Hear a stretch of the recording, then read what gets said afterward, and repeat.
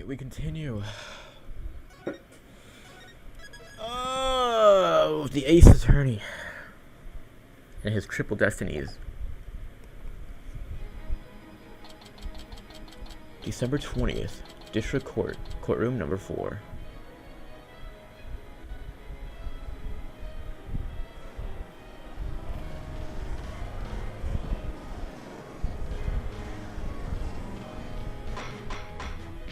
Justice, please explain yourself. It's very simple. There isn't much to explain. The defendant, Miss Dana Sykes, might not be innocent. What are you talking about? The case from 7 years ago has been settled.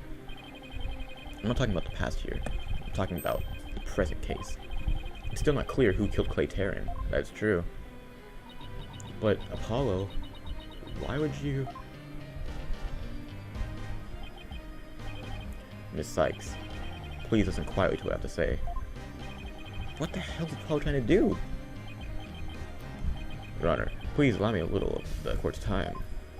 But this is a trial for the case from 7 years ago. Miss Blackwell, I'd like to ask a favor of you. Just as you lost someone close to you, I lost someone close to me too. I'm sure you want to know the real truth of what happened as much as I do.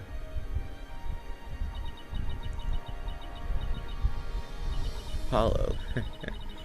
Sure, I'm all for the truth. Now let's see you expose the princess's guilt.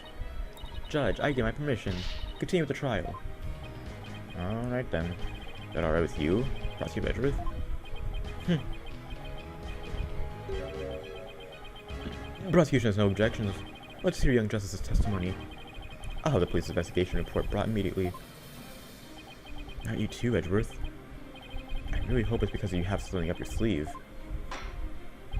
Alrighty then, your opening statement please, Prosecutor Edgeworth. You got it. Let's review the case of the murder of Clay Tarrant.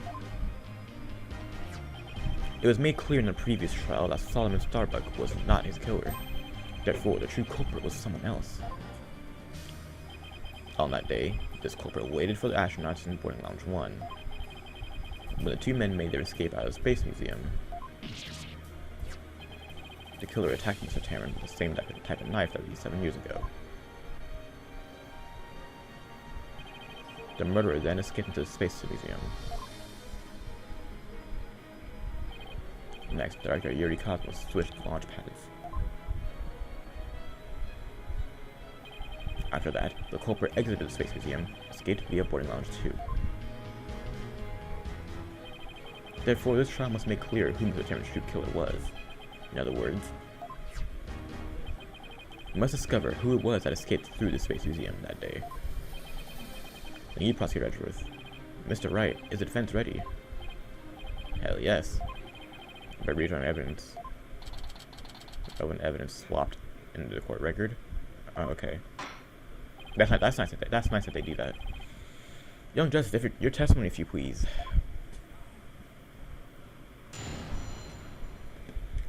Alright, Young Justice. I suspect Miss Sykes is the murderer of Clay Tarrant. My growing suspicions were confirmed when this incriminating evidence presented itself. In addition, she's the only one who could have utilized the launchpad switch to escape. That is why I wish to indict Miss Sykes on the charge of murder. Oh shit.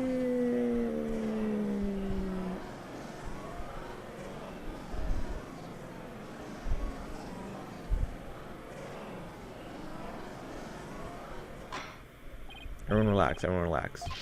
Mr. Justice, you realize you are charging your own co-worker with murder, aren't you? Yes, Your Honor.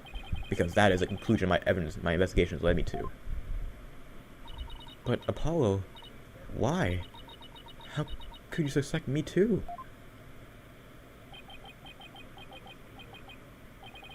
Mr. Wright, your trial examination, please. I don't get it. Just, what did you find out over the past few days to make you think this?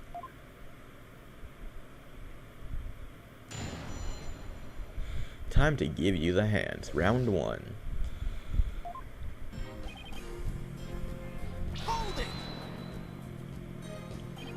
What first made you suspicious of Miss Sykes? It all started when Miss Sykes and I were investigating the crime scene. when she saw the murder weapon, when she saw the weapon I killed Mr. Taryn, my bracelet reacted. She said she'd never seen the knife before, but my bracelet told me otherwise. Then, every time after that, my bracelet would react when she talked about the case. Paul must have been beside himself during the investigation. I didn't know what to do or think. I couldn't even sleep in that condition. I knew I wouldn't be any good in court, so I decided to wear an eye patch, so I wouldn't be able to perceive any of her tells. The reason Miss Sykes constantly reacted to the knife that way is because she stabbed her mother's murderer with the one identical to the 7 years ago. Objection! But that knife was also the murder weapon that was used to kill Clay Taryn. My bracelet could have also reacted to her because she knew she was a killer too. Ugh. Takes a point.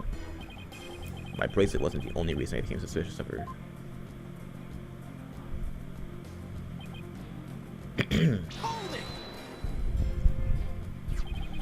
That's the lighter that was found in the Space Museum with their fingerprints on it, right? But even if it seems decisive, there's gotta be other facts we don't know about it yet. If that's so, go ahead and prove it then. Look, honestly, I don't want to believe it's true either. But Miss Sykes was the only one who was in the Space Museum at the time of the murder. But, Mr. Justice, Miss Sykes had absolutely no motive to kill Mr. Taryn. Objection! 7 years ago, Miss Sykes lived at the Cosmos Space Center. It wouldn't be strange if she had some kind of connection to him. Besides, people sometimes kill for motives we can't even imagine. I know you've seen plenty of cases like that in your own career, young Wright. I still can't believe this. How can you actually suspect her, Paulo?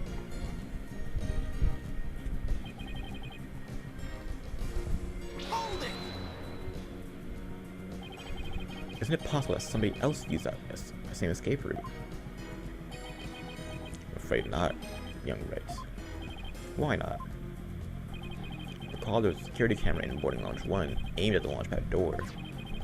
Is a camera that captured Mr. Taryn and Mr. Starbuck. There's also another security camera in boarding lounge 2. It recorded Mr. Taryn's killer, or rather, Miss Sykes coming out of the Space Museum. A camera in boarding lounge 2. First I've heard of it, but it makes sense. It says she snuck into the Space Museum the night before the incident. And was overcome and passed out and returned around noon the next day.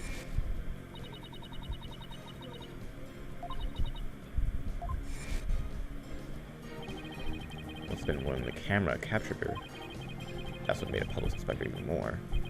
But wait a minute. In that case, it's most likely recorded the true culprit as well. That's a negative on that one, Chief. In the footage taken after the incident, Miss Sykes is the only one who appears. What? God damn it, Tina. Make this any harder. Everybody chill out. Everyone relax. That can't be. But if it is, then it's incredibly incriminating. Wasn't it you who proved in the previous trial that the way the true culprit escaped was via the Space Museum after the path had been switched? The fact you previously proved turned on its ear, leaving your client high and dry. I must say, that is vintage Phoenix Wright.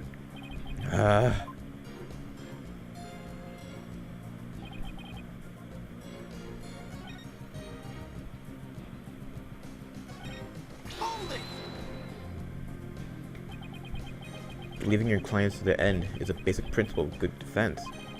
Shouldn't you extend that same principle to your own coworker? You're probably right. Maybe not even fit to be a lawyer. However, I don't care. This case is special to me.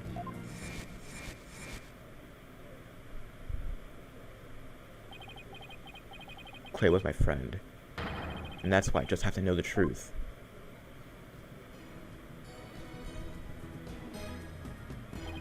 Paul suspected his trusted co-worker was killing his friend. Spells doubts he investigated on his own, but that only led to more doubts. Paulo must have been really struggling with this.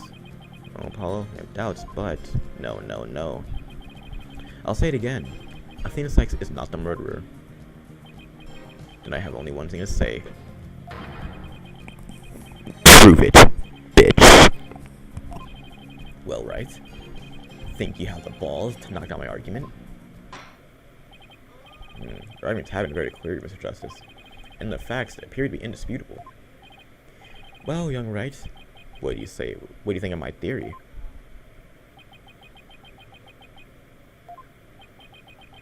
Looks like not even you can deny it. Miss Sykes was the only one who used the only possible escape route. Under these circumstances, there can be no suspect but the defendant. Unless you think there is an alternative escape route. Is that what you're thinking? Right? Is that what you're thinking, Mr. Wright? Is that what you're thinking, right? Was there an alternative escape route? Of course there was. Yes, of course there must have been. Just don't ask me what. You're just bluffing again, aren't you? Me? Bluffing? Absolutely not. He knows me too well.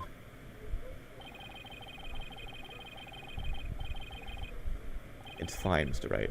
Even a bluff would suit me just fine.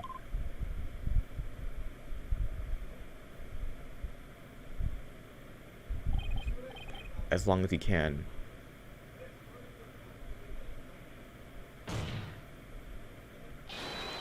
Clear up this doubt inside of me. Wait, so is that what this is all about? I want to believe in Athena. I really do. But what is faith without doubt? That's why. I need to question her guilt. So that once the truth finally comes out, I can really fully trust her. So that you can really trust me. Seems your junior partner just showed us what trials are really about. I believe you're right. We prosecutors painstakingly question every detail in pursuit of the defendant, while we lawyers believe in and defend our clients to the end. But both sides go all against each other. That's when we discover the truth. Precisely. And when the battle is over, we will understand the true meaning of trust. That is exactly what trials are about. Wouldn't you agree? Absolutely. I couldn't ignore the seed of a doubt that was growing inside me. So I decided I need to face it head on. No matter what the truth that's waiting for ahead, I won't be afraid. With the power of French. It's just like Apollo. Always uber earnest about things like this. It's justice. I vow to dispel every last bit of doubt in your heart. Good. Because I want to believe Miss Sykes again. You're really hoping there was an alternative route, aren't you? If I use the process of elimination, there really aren't that many possibilities.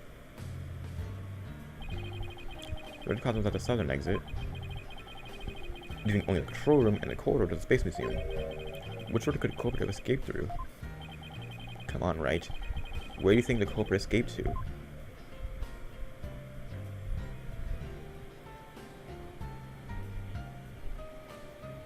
Space Museum.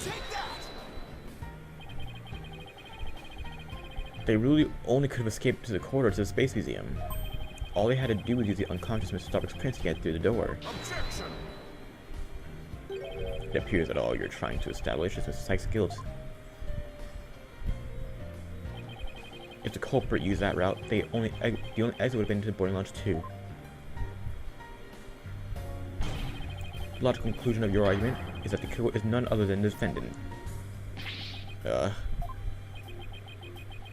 knew it. That's the only way it could be, huh? If the culprit escaped into the corridor that leads to the Space Museum, I guess it's true. The only exit would be have been to boarding lounge 2.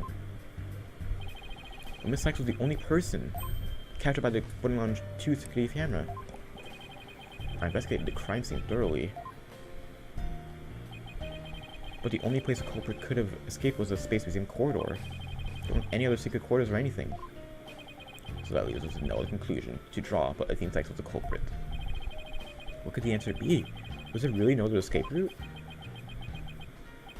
But, hold on a second. What if...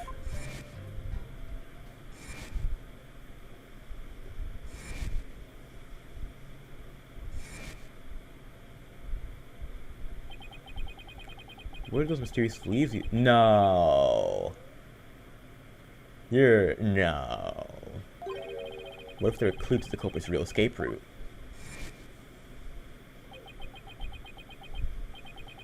I think it is possible that the culprit escaped the Space Museum, but then came out using a route other than the boarding lounge too. Oh?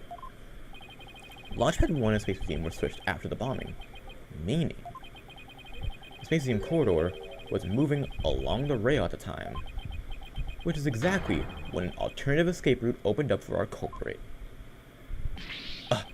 Are you kidding me? Judging by the intense look in your eyes, I take it you're serious. Very well then, Mr. Wright. Do tell! Where could the killer have gone from the museum corridor besides boarding lounge 2? Wait, from what corridor?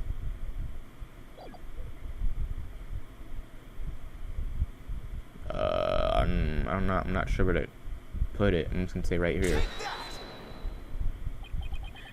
We found something odd about investigating the museum corridor this afternoon.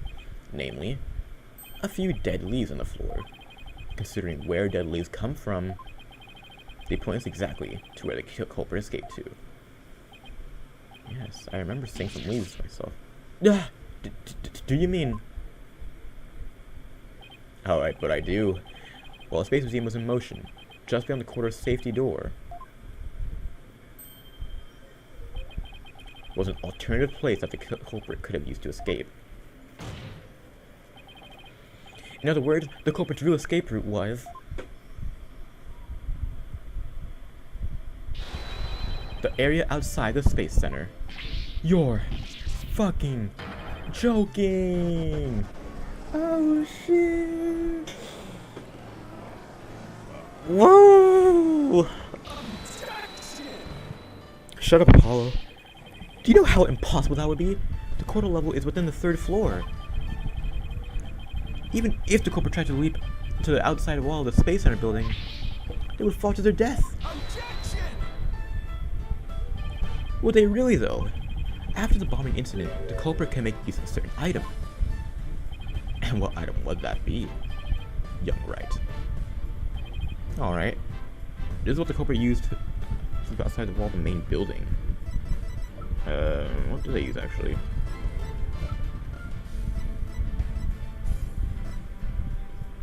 The ladder?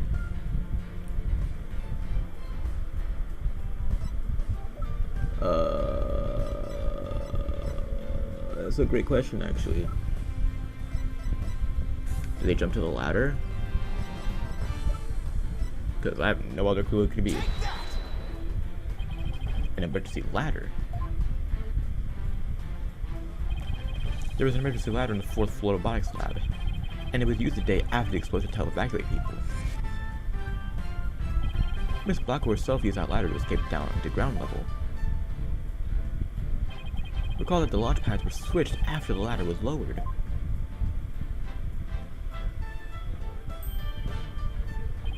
The corridor would have passed by the ladder while the pads were being switched, and that's when the culprit literally sprang into action.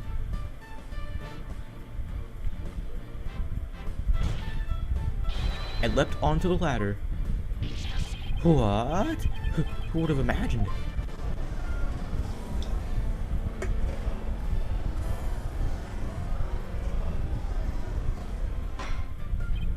Everybody chill out. Everyone chill out. Well, an alternative escape route seems to have emerged. Which means someone other than the Sykes could have been the culprit, right? Objection! Making things up on the fly in an attempt to sway the court again, are we, Mr. Wright? Your theory has so many holes, it puts Swiss cheese to shame. Alright then, name one. I have here detailed information about the Space Center. According to this, the distance between the museum corridor and the main building during movement is a full 20 feet. 20 feet? You're niggering me, right? In addition, the corridor is 3 floors from the ground, or roughly 50 feet. What's more, the culprit will be leaping to a precarious place. an unstable ladder. Duh. Human beings feel fear in dangerous situations. It's a basic survival instinct. An ordinary person would certainly hesitate before jumping. Or even freeze in fear and not jump at all. Objection! But the culprit had just murdered someone. They weren't in an ordinary state of mind. Objection! Nevertheless, why would they have taken that kind of risk? They could have waited for the switch to be complete and escaped to Boarding Lounge 2. Objection! Because there was a security camera in Boarding Lounge 2. The culprit knew they would record it, so let's use him that way. Objection! In that case, the culprit could have hid it in the museum until things settled down. And then blended in with the other people after the museum was opened. That's a good point, actually. But you claim that, despite all this, the culprit took a 20-foot death-defying leap? And in all the brief moment the corridor and matter passed by each other? That's also a good point. They would have needed a running start while the corridor was moving to make that jump. If their timing was off or if they couldn't jump far enough, it would have been instant death. What kind of person would attempt something like that? Stop bringing up good points, Edgeworth. Jeez. This true culprit of yours is nothing but a figment of your imagination. Why do you always have to point out every flaw? I mean, the dude was a spy, right? He said that he didn't feel emotions. That's kinda like... It's probably what it is. Edgeworth is right. It does sound pretty insane. The culprit would have to be someone who feels no fear, like a stuntman, or a spy. But everyone feels fear on some level, right? Wait a minute. I've got it this time. I could prove that there is someone who could have used this alternate escape route. Oh, can you now? I sure as hell can, my bud. My man. Actually, can I? Where is it? Can I get some fucking... Here we go. Take this. What the hell is this? Why, this is a certain person's very interesting psych profile. The subject doesn't experience feelings like normal people do.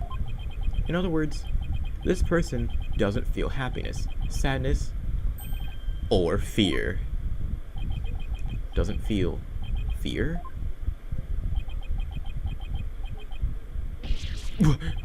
Right. You can't be serious. Oh, without the constraint of fear. He could easily do what an ordinary person wouldn't dare. Just as you or I could do a broad jump on the ground with without the slightest fear. This subject can make a 20-foot leap, 50 feet up in the air. He could choose this extreme way of escaping without hesitation. So you're saying that to a person without fear, the alternative route would be quicker and eliminate the chance they'd be spotted. That's definitely pretty extreme, right? But was there such a person there at the scene? Of course! The Phantom, that mysterious, shadowy figure keeps popping up. Oh my. The Phantom? Again? I knew the Phantom was there behind the scenes of the Space Center bombing, but I wasn't sure if he was connected to the murder of Clay Terran as well. However, now it's all clear. The Phantom is the one who not only bombed the Space Center, but also killed Mr. Terran. What? What?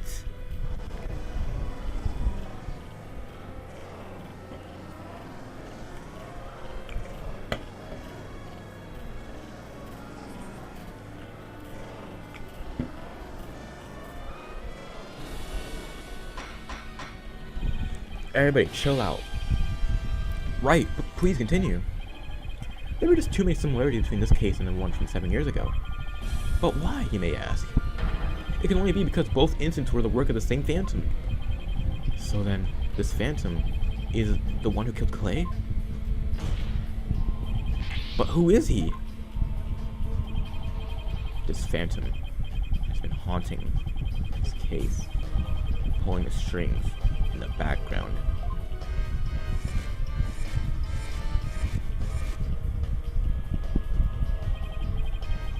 who could this unidentified international spy be?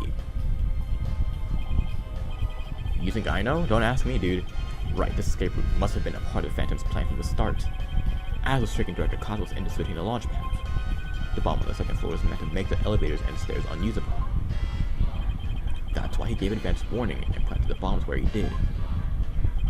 Right, you're right. But it doesn't explain this one last thing. So I lowered my emergency ladder like the detective leading like the detective leading the evacuation told me to. But it was such a pain. Why couldn't they have used the ladders in the other rooms? The robotics lab wasn't the only room with an emergency ladder. But he couldn't have made that leap unless he was certain which one it would be. So you mean the Phantom must be someone who knew that particular ladder was going to be used. That's right. Who could it be? Wait a minute. So I lowered my emergency ladder, like the detective leading the evacuation told me to.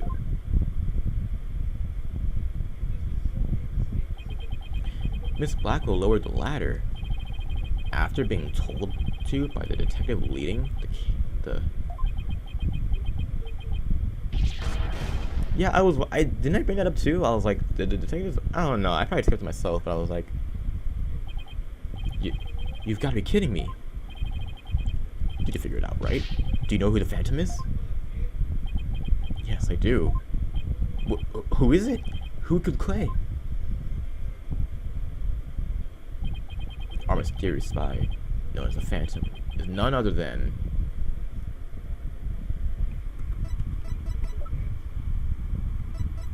Bobby Fulbright. Where is this girl? You're finished. Wait, what? Oh, fuck.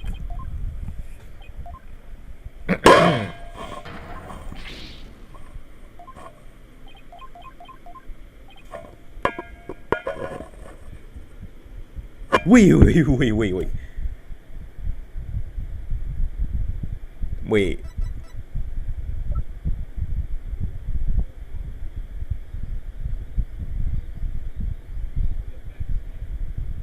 Wait, there's no way it's there's no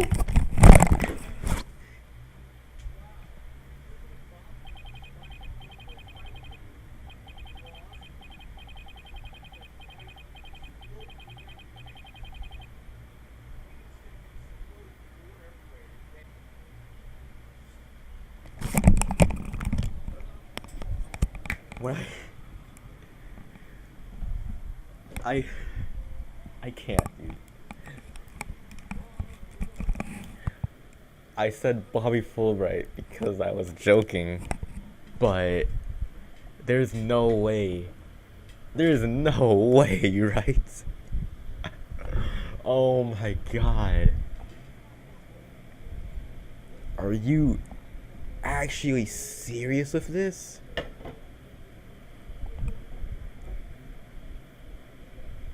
You're joking, right? Right? That just doesn't add up.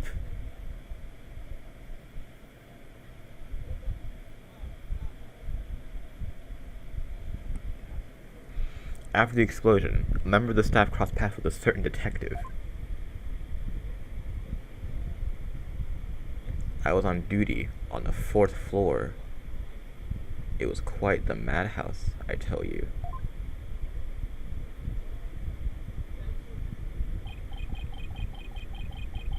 As for the detective who was leading the evacuation from the 4th floor, he had a very specific objective in mind.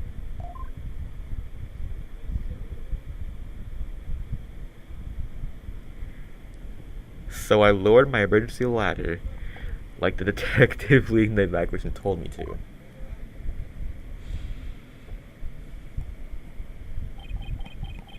his objective was to secure his own escape route.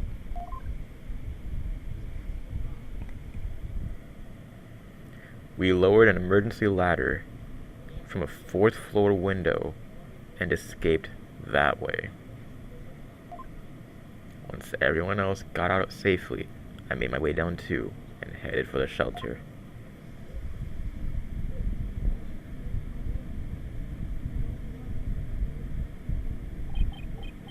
This is a detective you all know.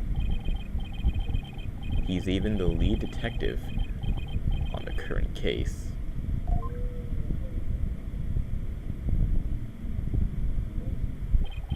He appears to be a very emotional man, but his psych profile says he is without emotion.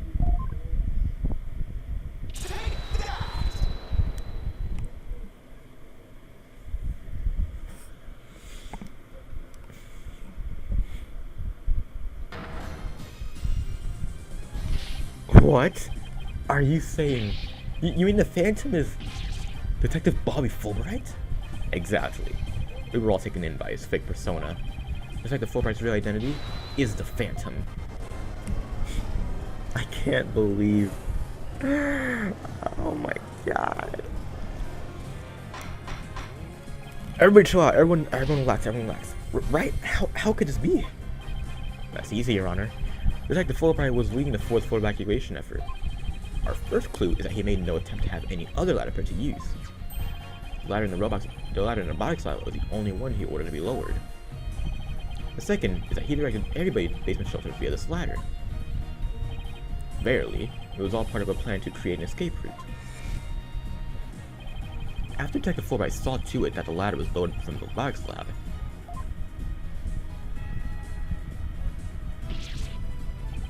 he went to the lounge, where he killed Clay Terran and escaped into the Space Museum. The museum started moving, slowly, so he waited for the right time, got a running start, and just as the quarter was passing the ladder, he leaped onto it. God, I don't believe it. That adolapid detective did all that? Was it really him? I mean, all this time, I thought... Sorry, I didn't catch your name. My name? I'm Bobby Fulbright, the heroic detective who defends our good citizens from evil. The champion of justice who comes running whenever you're in need. And my catchphrase? It's in justice we trust. Then, his concern for Simon was also all just one big act? That's why I didn't even think of him. What the hell? That monster killed Clay? He had me completely fooled. Come to think of it, he's the one who brought that bloodstained lighter to court too. That scumbag even made me turn on Athena. Damn it! How the hell did I fall for that? For him to have wormed his way into the police department as well. Yeah. Your Honor, the defense demands to question Detective Bobby Fulbright. Yes, I agree that we need to hear from him right away. The court will take a short recess, and then Detective Fulbright will take a stand. Fuck me.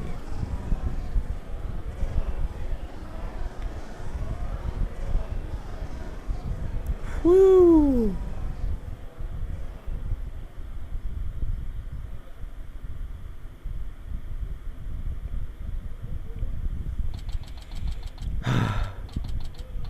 December 20th, 5:13 p.m. District Court, Defendant Lobby, number 5.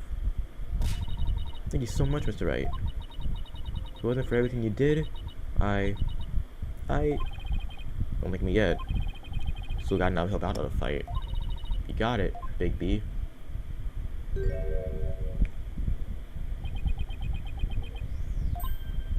Apollo. Oof. Well, this is awkward. Athena, can you do me a favor? Huh? Well, what is it? Could you punch me, please? What? Why should I do that? Because I should have believed in you. Let the seed of doubt inside me get the best of me. I'm really sorry that I didn't trust. Ow! Don't be such a dope. I was really touched by what you did. Huh? What are you talking about? I want to believe in the thing I really do, but what is faith without doubt? That's why I need to question her guilt. So that once the true time comes out, I can really fully trust her. You took the time and effort to genuinely think about who I am, what I'm made of. After all that, how could I punch a true friend like you, Apollo? Oh, you didn't have any trouble slapping him a second ago. Thanks, Dina. Thanks for waking me up to reality again.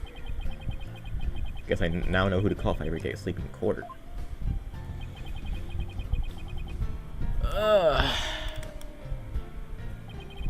Young Edgeworth. Yeah, they're alright, I guess. Not if they keep me in line. Anyway, I have some very good news. Lord Blackwell surrendered, and the positives have been set free. Trucy and all the others? Oh, thank God. Miss Blackwell said she had something she really needed to do.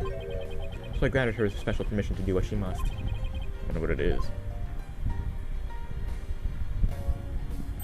Miss Blackwell. I didn't come to apologize, if that's what you're thinking. My actions are what allowed the truth of what happened 7 years ago to come to light.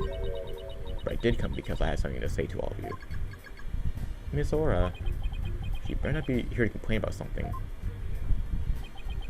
Miss Blackwell, I want to apologize to you. The fact that you couldn't trust the court system is our fault. Ha ha ha. Damn straight it is. But I suppose I could let you handle the rest of the case for me. Oh, Miss Aura, does this mean you're starting to trust the system again? Hell no. Shut the hell up. Just, I wouldn't mind if you were the one to take measures to kill her down. Leave it to us. We'll get him. So, guess that means you're trying to trust us at least. Aura.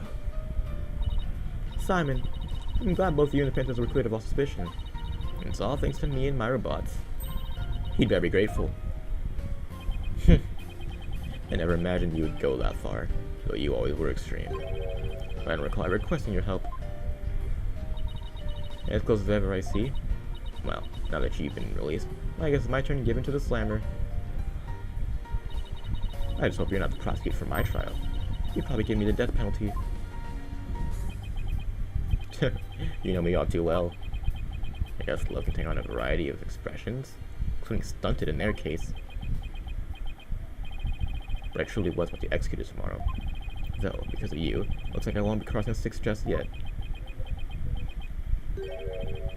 You have my heartfelt thanks, Aura. I'm sorry I caused you so much anguish.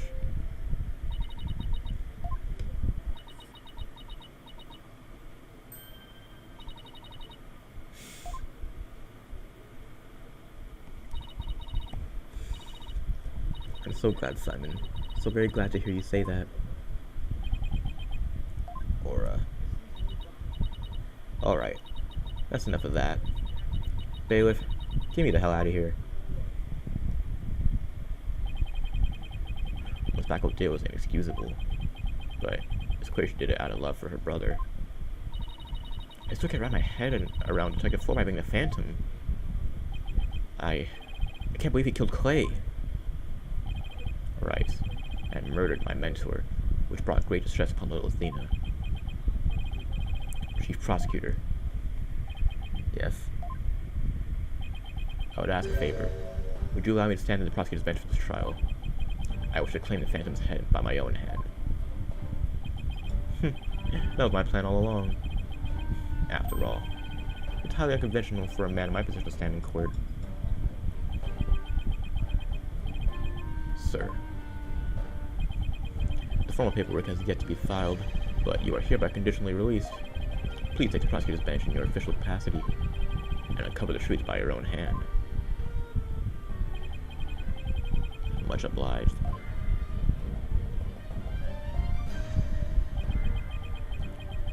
The day to part with these has come at last. Chief Prosecutor, could you?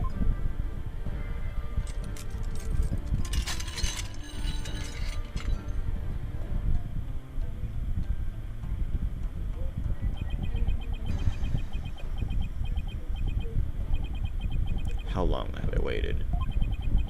Maybe it's a sense of freedom, but even the air seems fresher, the lights brighter. And I will relish beating that motherfucking Fulbright to shreds without mercy. I'll be able to read his heart to see how happy he is. I'm so glad, but I won't cry just yet.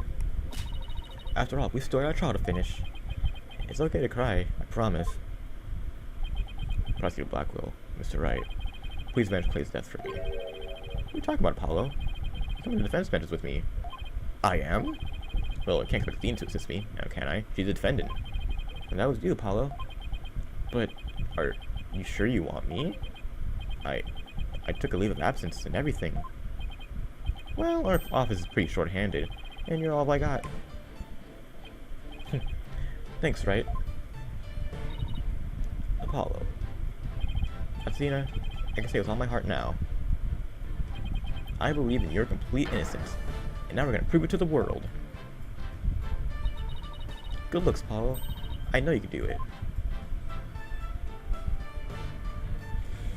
Let's wrap this shit up.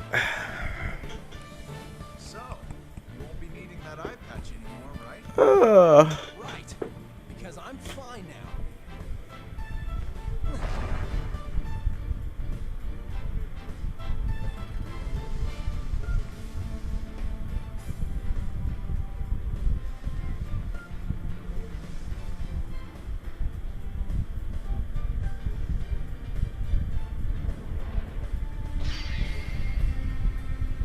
Okay, bro. Now this is Apollo I know. I don't know. I thought the other looked kind of cool.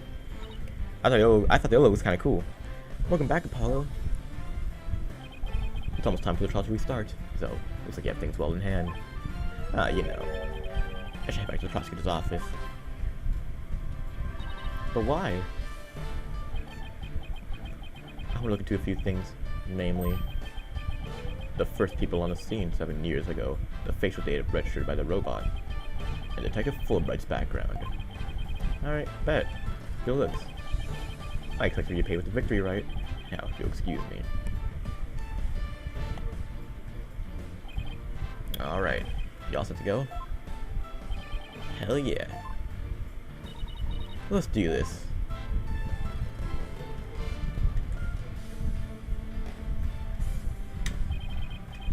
This is it.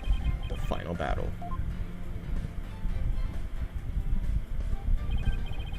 The murder of Apollo's friend. The Quorum bombing incident.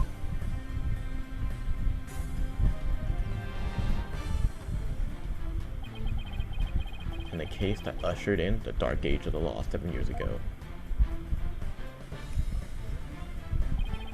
Destiny has called us to bring the one responsible for it all to justice today.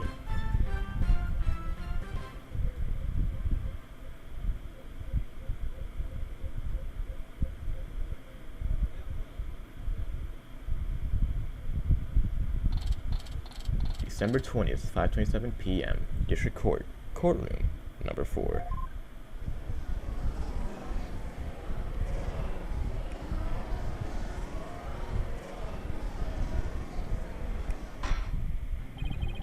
Let us now reconvene. The defense is ready, Your Honor.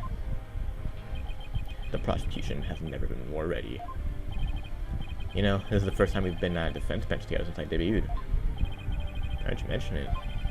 Well, back then I thought you were more loud than you were reliable. You've really come a long way since then, Apollo. Grown a lot. Well, there have been some hiccups, but I guess I've done pretty well. You still got that ego of his, though. Prosecutor Blackwell, with a 7-year mistake now resolved, we can finally take your rightful place. Yeah, right, I guess we can keep that shit shadowed for later. But bailiff, please bring the witness immediately. Even with those handcuffs on, Prosecutor Blackwell seems to be pretty the same still. 7 years companies don't go away so easily, I guess.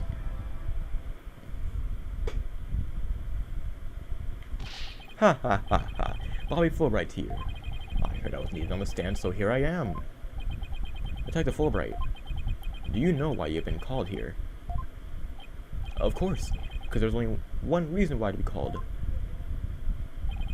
And that is because it's time for justice. In justice we trust. Objection! You can't fool us with that act anymore. Justice is nothing but bullshit. What? Are you questioning the integrity of my sense of justice? I mean, sure, sometimes I make mistakes, but hey. He's looking exactly the same as always. Tell me about it. You must be feeling awfully confident. Fool, right? If you wish to dispel our suspicions, then let's get to your testimony. Alright, fine. You want me to prove my righteousness? I can absolutely do that. Get this work.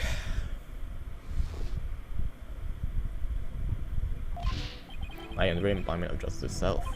I won't have you make me a villain if I were to arguments. And this bit about the escape route is only theory. You don't have any proof. What we do have is proof of Destinies Sykes, culprit, the lighter with the prints on it. So you're saying the suspicions against you are completely false, and that the defendant is the real culprit. That's right. Mr. Lawyer's escape route is totally circumstantial. He doesn't have any proof that I made a big leap onto a ladder. We don't have proof.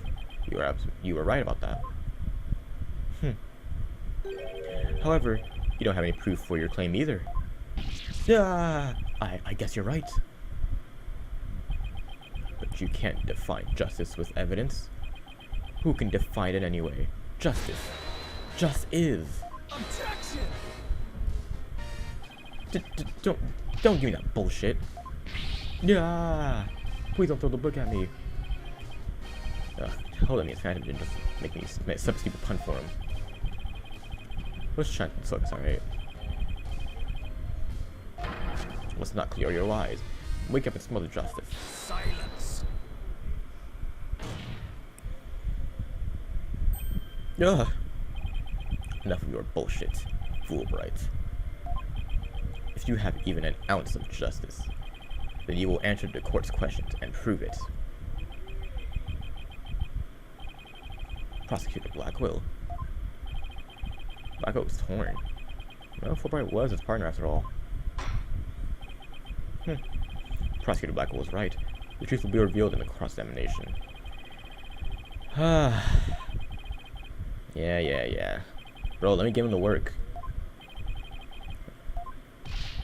No, that's why I don't hold anything back. Alright. Time to give you the hands.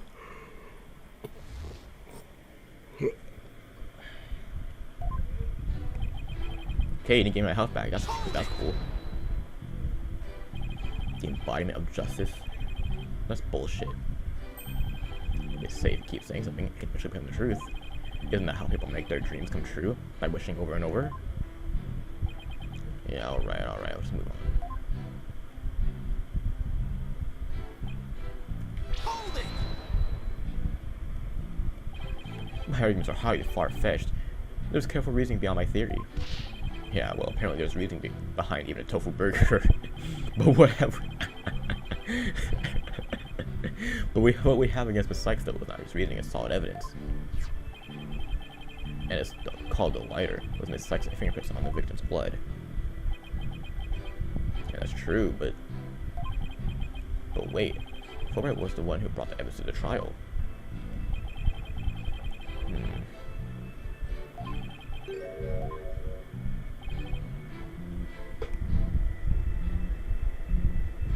Number of prints and the position of the prints. Yeah, let's ask the position. Alright, tell the court about the position of the prints on the lighter. They're around the same spot on either side, as they would be if she was holding it up.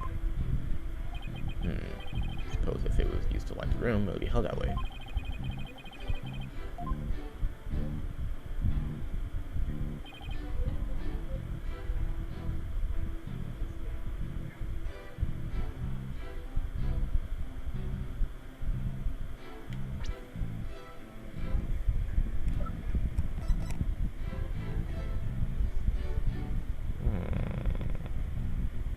Yes.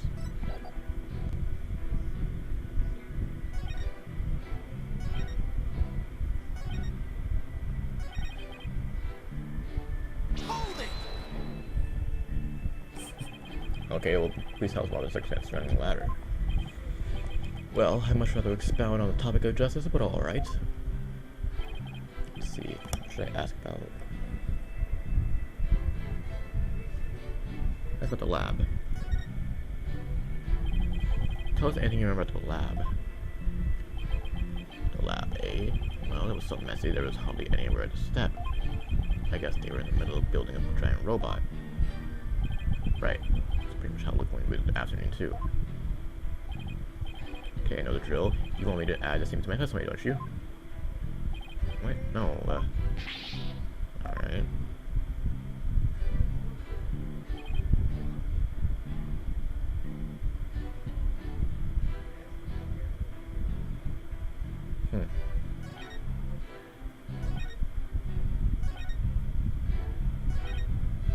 Hold it! You mean the lighter that was found in the Space Museum, right? The one and only. After Miss Sykes murdered Mr. Terran, she escaped into the Space Museum. That's when she probably dropped the lighter.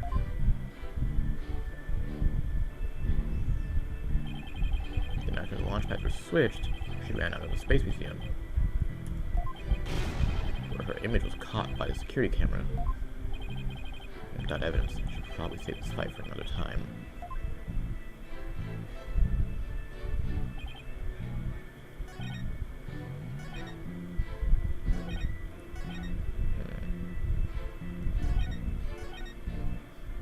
Hold it!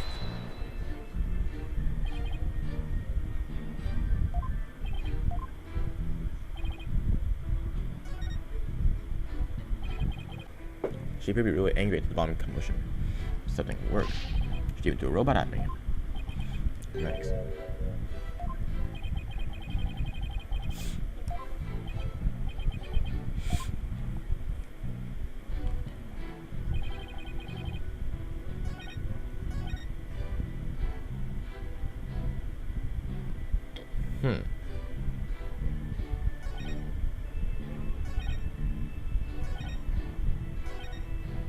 Hold it!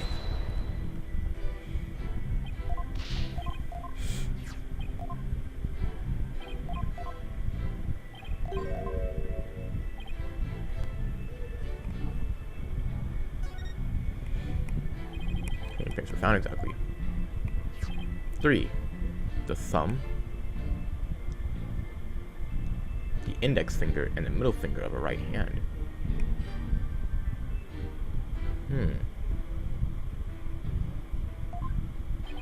Runner. Okay.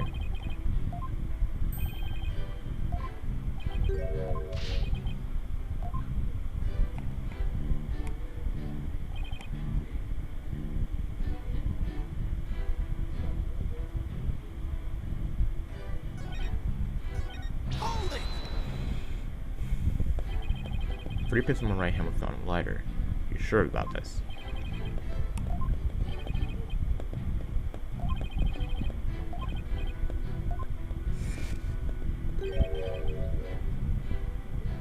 Oh, does she?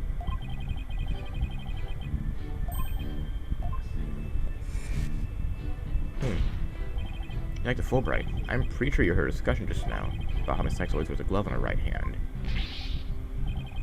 Well, I have only one thing to say to that. Do you have evidence that she was wearing a glove attempting innocence? Ah, fuck, I guess we don't.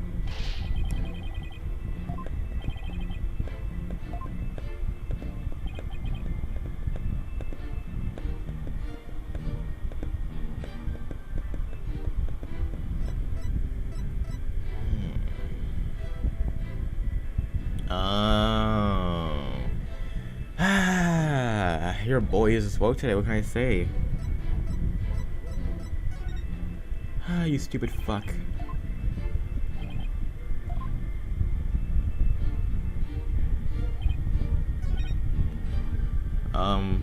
Think of the right hand? Well, that's complete bullshit. Because look at Orr's statement, which is right here. Objection! You see the prints from a right hand. Is that correct? That's right. Very clear prints. But that just doesn't add up. Huh? What does it add up? According to Miss Blackwell's testimony, who saw the culprit herself, this person held a lighter in their left hand. Oh? So here's the dilemma before us. Why are the prints on the lighter from a right? Yeah. You're right. It doesn't make sense, does it? Your Honor, this lighter can hardly be called incriminating evidence. The witness's claims don't even hold water. Detective Fulbright, I hope you have a good explanation for this. I just can't understand it. They're definitely right-hand prints. But then, why are they inconsistent with Miss Blackwell's statement? I've got it. What have you got, Detective? The mirror. The witness must have been seen. No, the witness must have seen a reflection of the culprit in the mirror. Go on. Miss Blackwell was looking in through the window of boarding lounge 1, wasn't she? I believe so.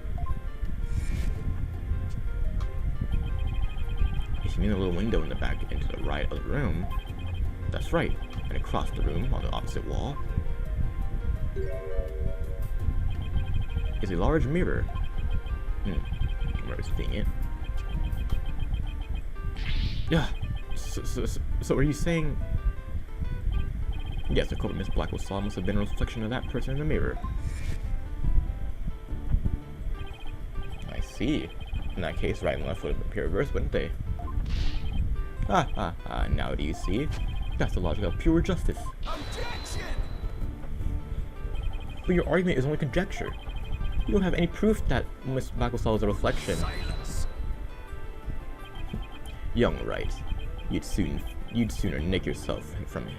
No, you'd sooner nick yourself than him like that. Put some more muscle into it. Huh?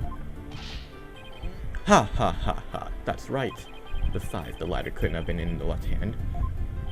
And why not? Miss Blackwell said she saw an Earth emblem on the lighter, did she?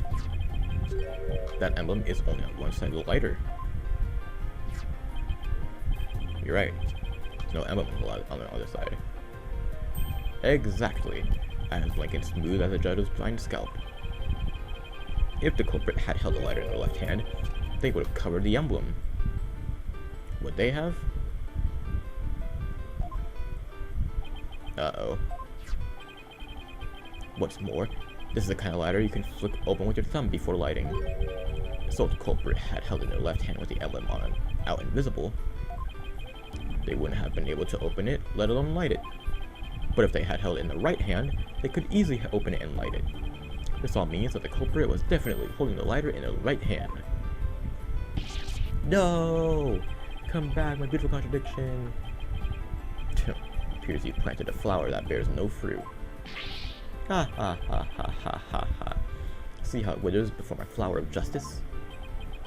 He's tough. I managed to discredit almost everything I've proven up to this point.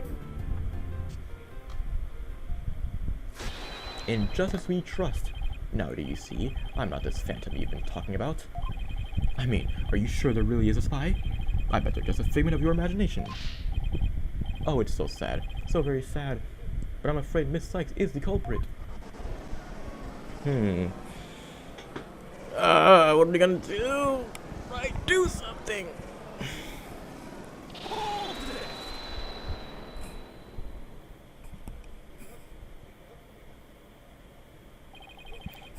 Detective Fulbright, I believe you said that the emblem is only on one side of the lighter. Are you sure about that? Of course I'm sure. Why don't you take a look for yourself and see? Do you see an Ursula on both sides of the lighter?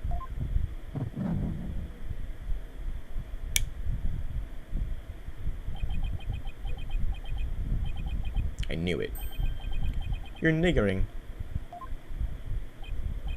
Pardon me? You mean? Yep, my bracelet reacted to a statement about the emblem. He's definitely hiding something big. And I think if we use my talent, we might be able to figure it out. Young Justice, are you to use that sheet of yours again? It's not cheating, Blackwell. Whatever.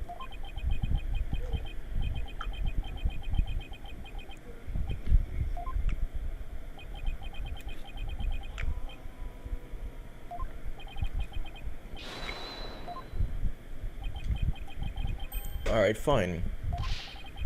I'll say as many times as you like. Listen carefully. The Earth's emblem is only on one side that you can see when held in the right hand.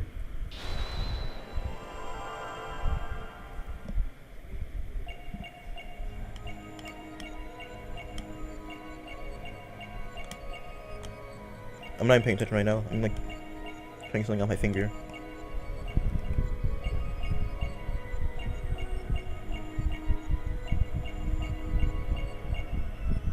Oh my god, I saw it. I saw it. For a split second, I saw it. Fuck me. I didn't think it was on the first statement, that's why I wasn't even paying attention to it. Oh, what the fuck? Alright, I've already been going for an hour and a half. Let's continue. Gotcha! You are mine.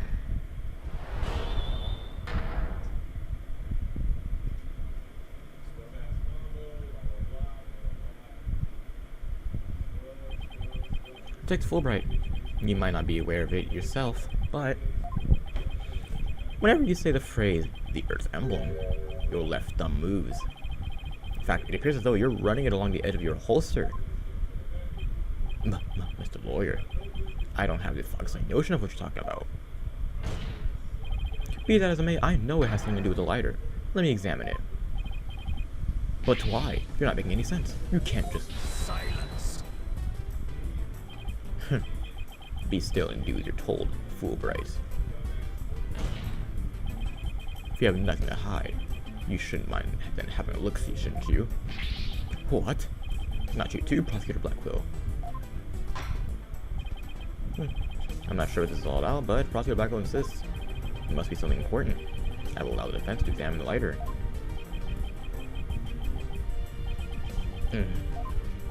Hell yeah. Now maybe we'll learn something new. Hope so. I'll check every inch of this thing. Oh, I'm doing this thing again.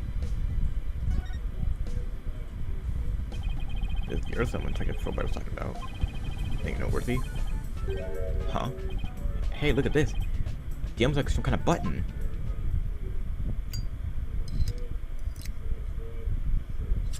Oh my god! That's the 10mm. Wow, it transformed into something. A handle? A trigger? Is this what I think it is?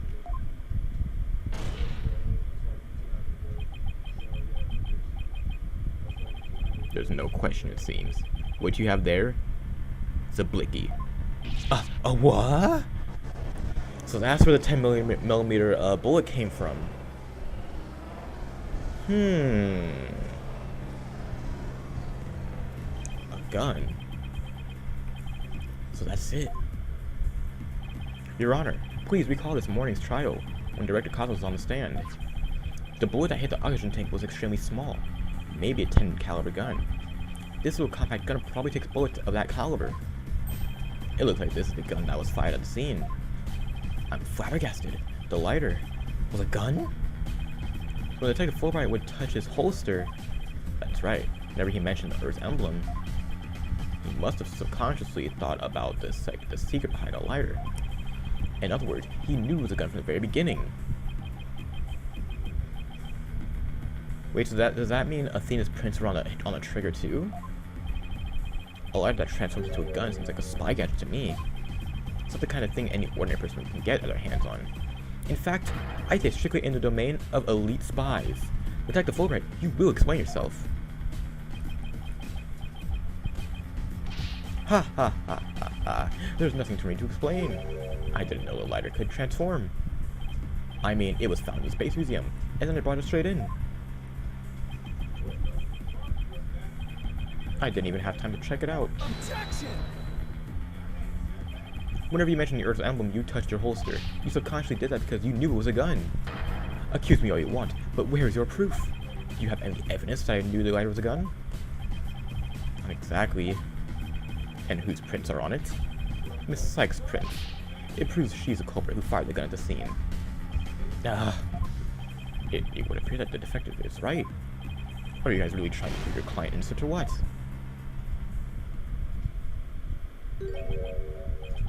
Although, it pains me to do this, now that we are where we are. I have to make the following assertions, coming from the prosecution's side. The person who fired the gun at the director caught us in the lounge after the incident. And the person Miss Blackwell saw holding the lighter. And the person who murdered Mr. Taryn. And the person who bombed the Space Center. Are all the defendant, Athena Sykes, the prints on the lighter are decisive proof. No! Ha ha ha.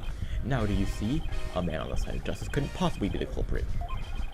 And I think this sums up Miss Sykes' part in the whole affair. The evidence certainly does seem to point to the defendant's guilt. Do you have anything to say, Prosecutor Blackwell? Evidence is everything in court. Therefore, Fulbright's claims stand firm. But relax, Apollo. He's just saying that because he has to as a prosecutor. Mr. Lawyer, our job is to pursue criminals in the name of justice. You shouldn't cast suspicion on people based on something as dubious as a habit. In fact, you have a bad habit of showing up in court with an awful case of bedhead. Objection! Yes, says the man who wears sunglasses at night. If it's proof you want, it's proof you'll get. I'll prove that the lighter is not Miss Sykes, but yours. Sounds like you've hit on something, Apollo. It's just, if the prints on the lighter are the basis for accusing Athena, I think we should reconsider this credibility of evidence itself. You mean, you think this lighter might be forced evidence? Right. It could all be part of Fulbright's bigger plot. Did you do anything out of the ordinary while I was off on my own? I can definitely think of a few things.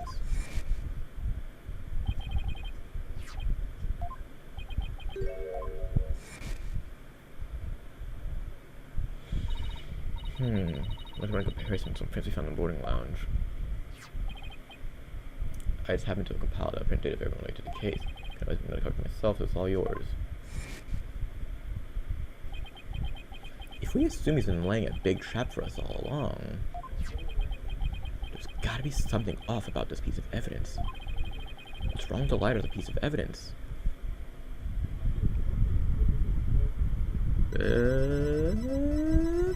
Fuck!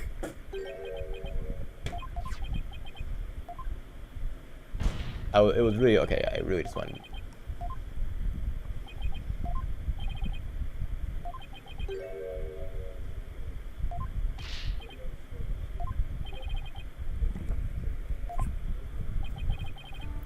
Wait, was that actually it? Do you pay me justice and integrity? There's no need for such antics. Silence! Oh fuck. Your Honor, I lend my voice to the defense's request. You must allow the test to be rerun. Alrighty then. Wait, wow, okay. I was actually gonna pick the other two. Okay, whatever.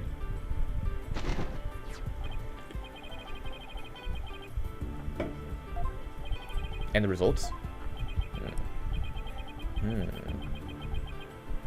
It's just as the defense claims. This proves that the prints on the lighter do not belong to the defendant. Yeah!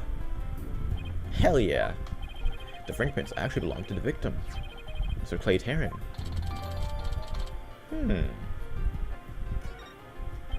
They were Clay's fingerprints on a lighter? I see. Come to think of it, wasn't it you, Fulbright, who collected the victim's prints? Right. Yep. He removed the gloves, and he said to get it to confirm his identity. When you took the deceased's fingerprints, you could have easily planted his print on the lighter with his blood, after which you wiped the blood off of his hand. Yeah. By your own admission, you were also the one who compiled the phony French data. All to put the blame on Miss Sykes. Yeah.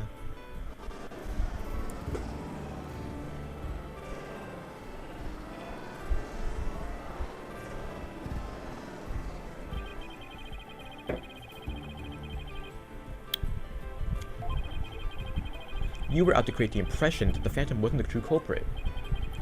So does this mean Detective Fulbright really is a Phantom? It sure as hell does. Remember the cool escape route.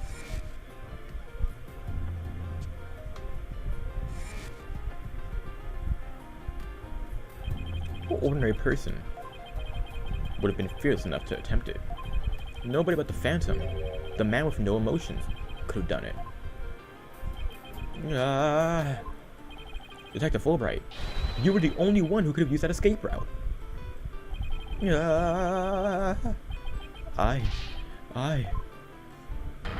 Fulbright, are you really the Phantom?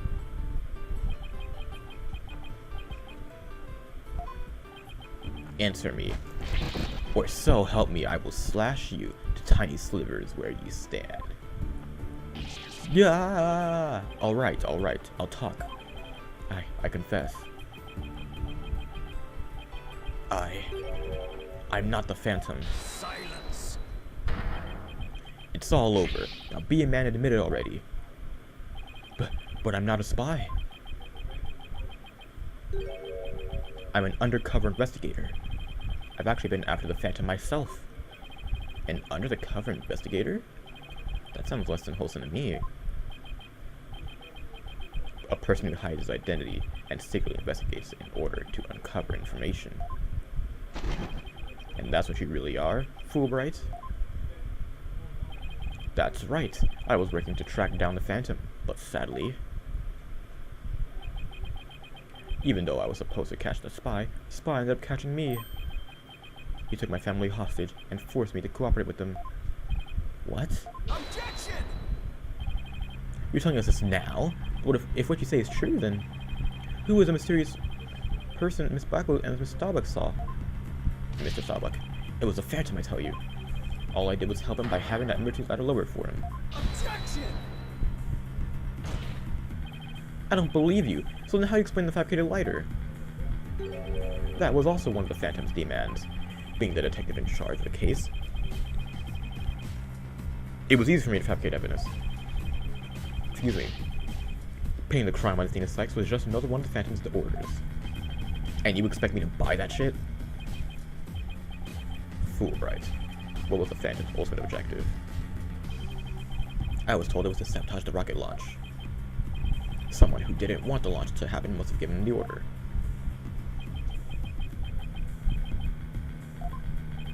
Actually, I have to apologize to you two. The Phantom told me to get close to you.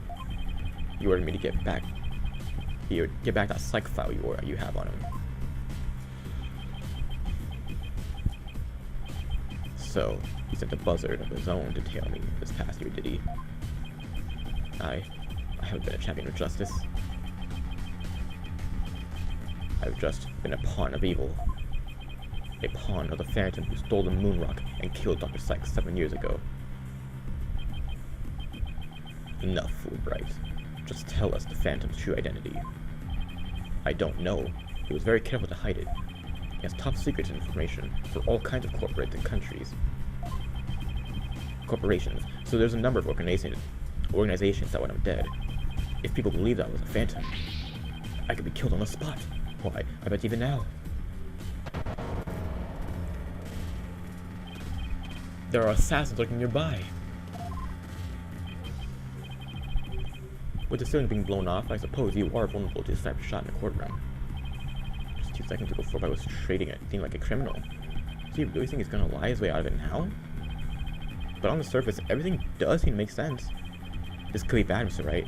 We can't find a flaw in his logic. He's right. After we come all this way, we can't let him wriggle free now. There, I finally told the truth. Now I hope you see how foolish he was to think I was a Phantom.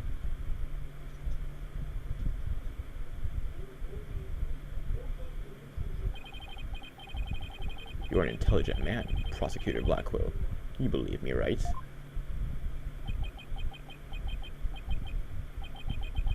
I believe you. I don't think you're the Phantom. What? How can you say that, Prosecutor Blackwell? It's obvious he's a Phantom. Silence.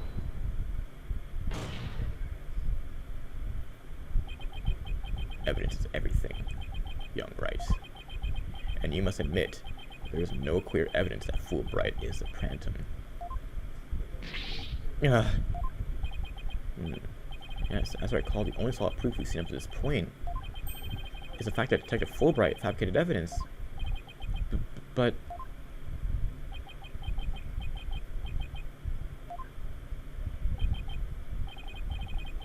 I've known Fulbright here for a year now.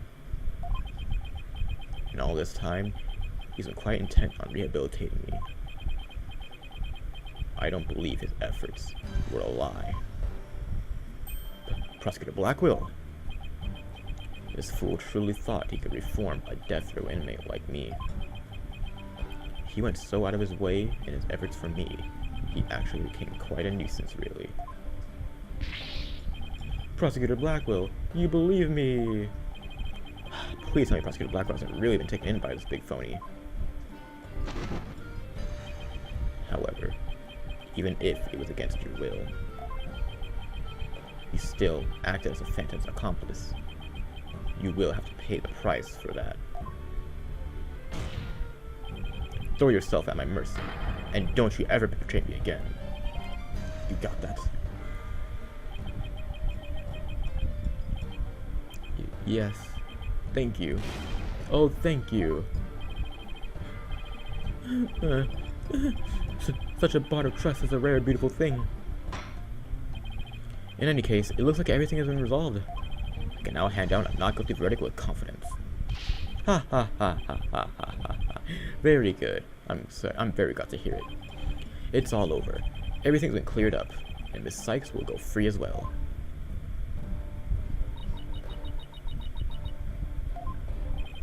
Miss Wright, we can't let the trial end here.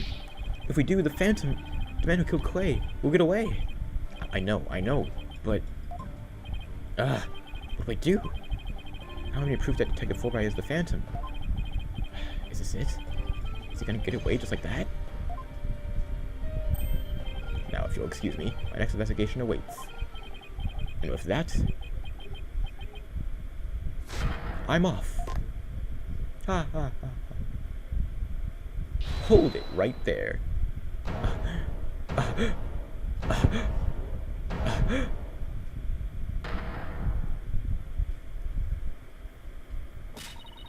The defense, no wait, not the defense.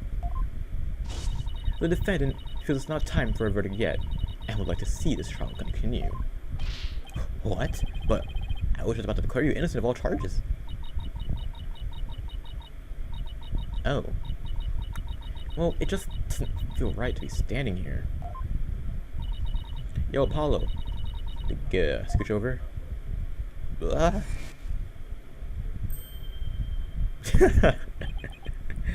Athena, what the hell are you doing? Hold on, getting sent to court. I've got some questions for you, Detective Fulbright. Are you relieved that you are no longer suspicious of being a Phantom? Are you grateful to Prosecutor Blackwell for what he's done for you? No, of course I am. I'm truly grateful from the bottom of my heart. Athena, where are you going with these questions? I have to hear a single emotion behind any of Detective Fulbright's words. The suspicion against him has been cleared up, but he's not feeling happy at all. Huh? Does that mean... We may not have any evidence, but the heart doesn't lie. That's it. With your special ability, we just might be able to stop him. Your Honor, the detective has been deeply traumatized by our accusations. Right, well, even before all this, I thought he was a rather odd fellow. If he doesn't get counseling right away, who knows what might happen to him.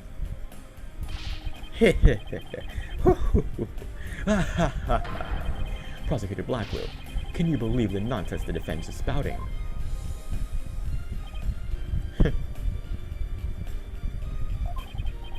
Fulbright, I think you'd better have that counseling. Not you too. You've been making bad remarks ever since you were accused of being a Phantom. Such as, you're an undercover investigator, and your family to take us hostage. I fear you might have finally lost it. But I thought you believed me. Silence. Oh, you're hilarious. What's going on here? That was actually been a psychological manipulation just now, young Simon. I knew you would catch on, Athena. Huh? You mind filling me in here? Guess we left you in the dust, eh? Right? Simon was only pretending to believe Detective Fulbright, because he knew I'd noticed if there was a lack of emotions, like joy or relief in his response. So he gave me the chance to take a listen. And listen I did to the voice of Detective Fulbright's heart. What? You two were working together just now? Come now, Athena. Show us what's inside of Fulbright's heart. You got it. Let's run this man. Mon ami, let's do this.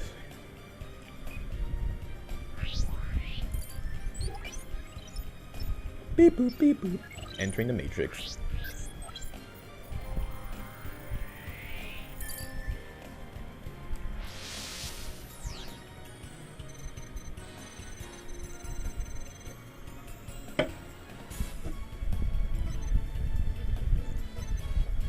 Yeah, he actually just doesn't show any emotions.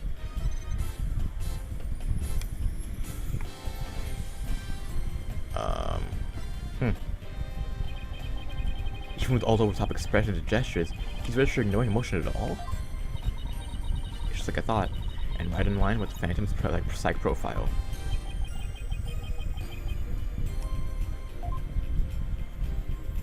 What the hell is that? This is Fulbright. The lack of emotion proves you're the Phantom. Okay. Hey, what's going on? Wait, hold it. What do you think you're doing, Detective? Me? I'm not doing anything. I'm trying to hack into the Moonmakers program. I can't do anything with it like this. Gah! Fancy device you have there. But I'll tolerate no cheating, thank you. Ha ha ha. Sorry about that. As an undercover agent, I tend to use my secret arsenal without even thinking. More like as a spy. Good looks, Blackwell. There. Now that you can't hack me anymore, I dare you try to hide your lack of emotions from us.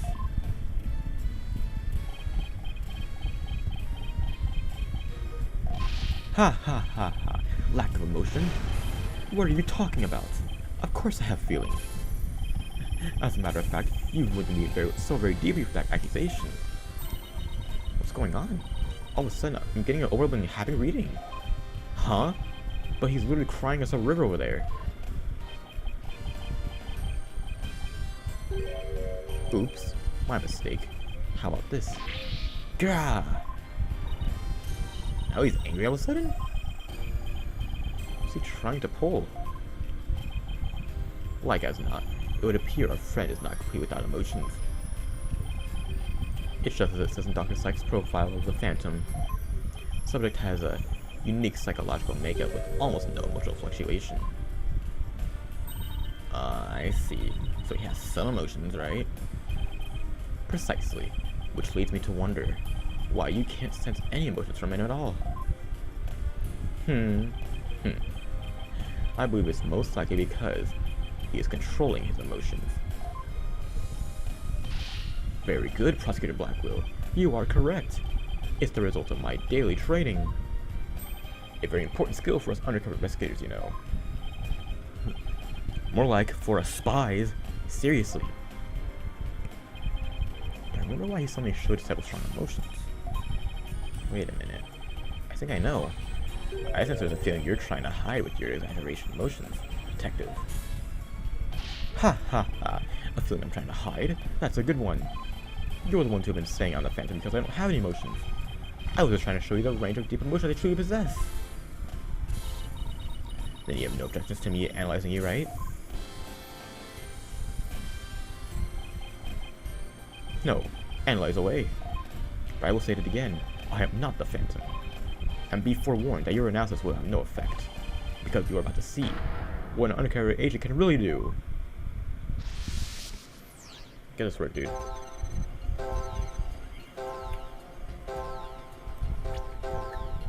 You're mine. I found it. Found the one emotion you're truly feeling. What? Hidden in the middle of that chaotic storm, I saw one emotion that never disappeared. When you talked about the moon rock, you felt a fear that wouldn't fade. Fear? Huh. A fear that a man with hardly any emotions feels, huh? And it was a response to that moon rock. Detective Fulbright, I presume you feel fear concerning the moon rock because...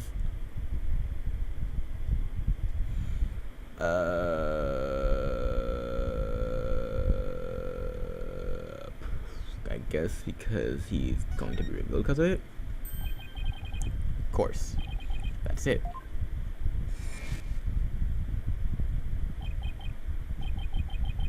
Enough, Fulbright. Just tell us the Phantom's true identity. I don't know.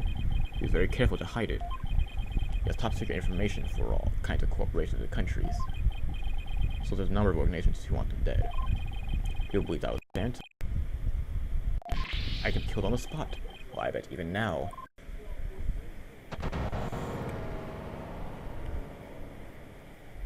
There are assassins lurking nearby.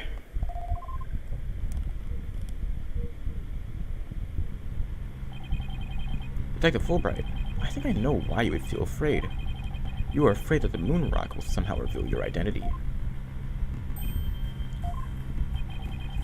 If his identity were revealed, he would be killed immediately. That's certainly enough to make even the Phantom feel afraid. Me? Afraid? I don't know what you're talking about. So, there really is something about that moon rock that would reveal his identity, huh? Apparently so. Wait a minute. Maybe the Phantom didn't so much steal the moon rock, but more like he had to take it with him. Because there was something on it that would reveal his true identity.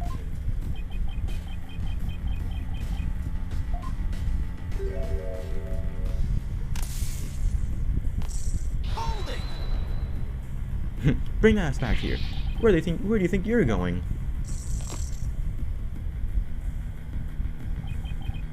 Me? I'm not going anywhere. Is it just me, or is he going to use that weird thing to get away? I need more of those toys that we have. Where can I get some myself? Detective Fulbright, you will answer honestly to the court right now. Why do you feel fear of connection with the moon rock? In justice we trust. Not emotions, Mr. Lawyer. Evidence is everything. I'm the Phantom because I'm afraid. Don't make me laugh. Ah! What the hell is that just now? But all human beings have hearts and experience emotions. Sometimes analyzing a case from a psychological perspective is the best way to find the truth. Yeah. Fuck is that? Some Batman shit?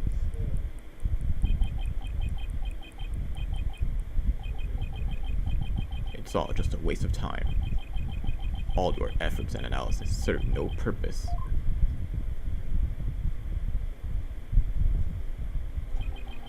And now, in this dark age of the law, nobody will believe your claim that it's effective. In an era when evidence is fabricated, do you truly expect feelings to be accepted as proof? And where exactly is your proof that I fear the monarch anyway? Well, I admit I don't have any conventional proof, but I still say that examining a person's heart adds merit. Oh, really? Then why don't you listen carefully to those special ears of yours?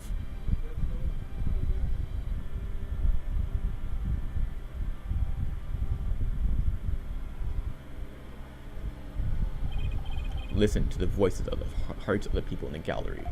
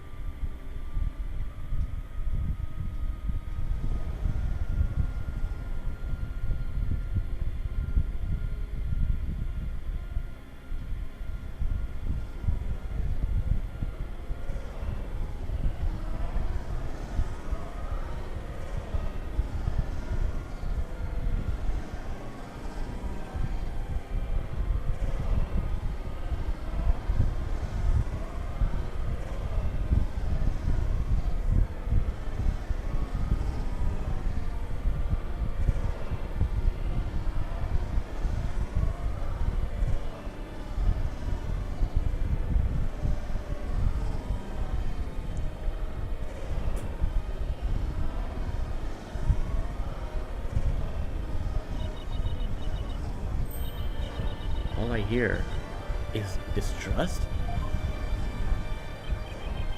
As you can see, the people are on my side. Because all they see is a strange little girl using a weird little machine. But it's not like I use an analytical psychology to falsely accuse people. Uh-oh. You gotta think of doubting yourself. Miss Sykes' analytical psychology has breathed new life into the courtroom. It has freed the hearts of many witnesses, and has been keen in getting to the truth. Ha ha ha. What nonsense. Your Honor, the defense's claim is a false one. I don't feel any kind of fear when it comes to the moon rock. I see. Alrighty then, I will give the opinion of this court. In a trial, I don't feel that a person's emotions are quite as compelling as actual evidence. But Your Honor...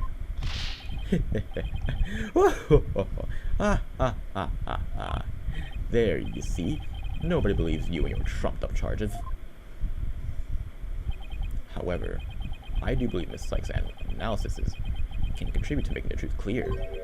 I have seen her do this firsthand several times already. Truly, you jest. So, does this mean you will accept my findings in this trial, Your Honor? Yes, I believe your claim is Sykes.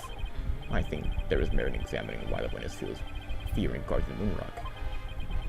That is the court's opinion on this matter. Then that's a dub for me. Now, a dub for analytical psychology. Now, Mr. Phantom, you will tell the court the reason you feel this fear. Analytical psychology? My fears? Fine. I'll show you precisely why those abstract things can't be considered evidence. Okay, bro.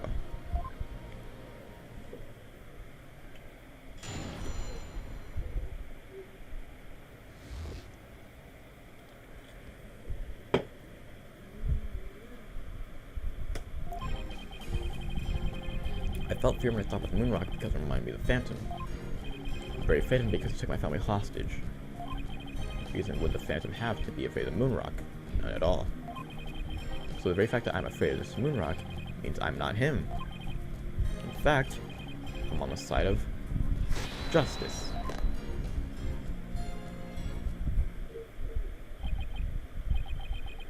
And there you have it. Now do you see why I'm afraid of the moon rock? Sure, you sound convincing enough. But so does any two-bit con artist. It's all meaningless in the absence of evidence.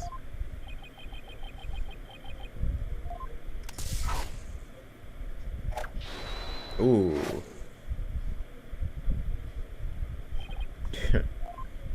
The Phantom was like the mist. No flesh, no bones. My sword alone cannot cut it. Young right.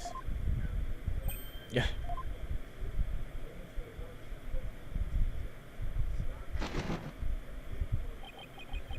With your deductive reasoning and the body of evidence before us, let us send this miserable Phantom fellow to hell. I couldn't agree more. Time to beat your ass. Oh yes, by covering for Athena, I allowed the Phantom to escape. And as a prosecutor, I gave birth to the people's mistrust of my murder conviction. I bear part of the responsibility as well, for being suspected of forging evidence and losing my attorney's badge. As a result, the two of us and the Phantom were there at the beginning of the dark age of the law. Then it is also our burden to cut away the foul specter we created, is it not? Until all that remains is the righteousness of the court and the faith of the people. Ha ha ha ha, bro, stop doing that laugh. Trust, understanding, fragile ideals of the masses who are controlled by emotion. Humans can't truly trust each other, which is exactly why the illusion of trust is so enticing. Objection! No, no, no. Once two people overcome their misgivings, that's where real trust is to be found. You're free to believe what you want, but trust like that is stronger than you and your lies, always.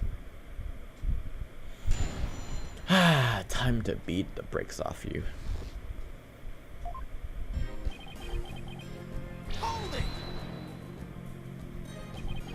it only reminds you of the Phantom? Don't make me laugh. Bitch, you are the Phantom. Evidence of everything in a court of law. What did you forget?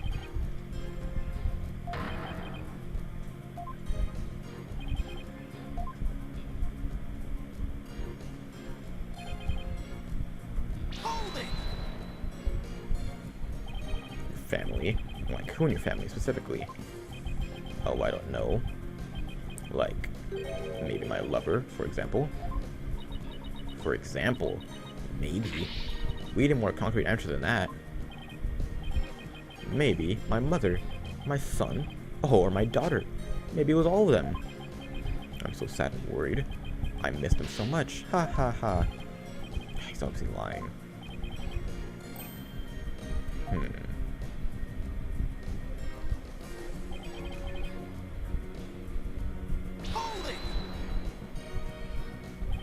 You can't think of a single reason that the Phantom might be afraid of the root of the rock. The Phantom wasn't even supposed to have any feelings. How could someone like me, with my wealth of emotions, be expected to understand the guy? Phantom, a person with very few emotions, would only be afraid of something really big, like his cover getting blown big. I'm willing to bet that the moon rock has something to do with his identity, but what? Maybe the Phantom fingerprints on the rock? But fingerprints can be wiped off. Maybe he wanted the rock so bad, he literally drooled on it and left his DNA. We're dealing with a spy here, Athena, not a slob. True. But maybe the DNA part isn't too far off. Oh? Something unexpected happened to him during the incident 7 years ago.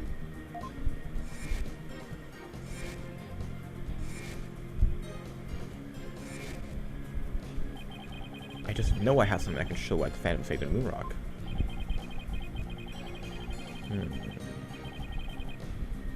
Because Athena cut his hand open, right? Which means there was blood coming from his hand. Which means maybe some of his blood got on the Moonrock.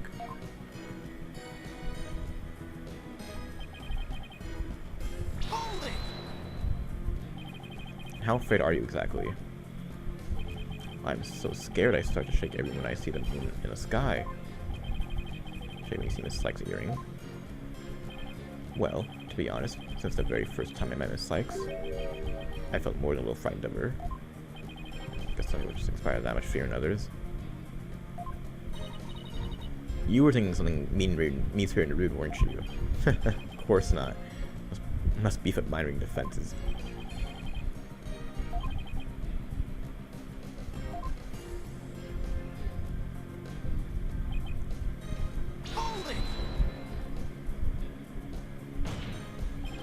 After all that and you've done, how dare you speak the word justice? In justice we trust. I'll say as much as I want, bitch. Ah, ah, ah, ah. Whatever I say is just. Is just. That's how it works in this dark age of the law. You can get the best of me with that just argument of his.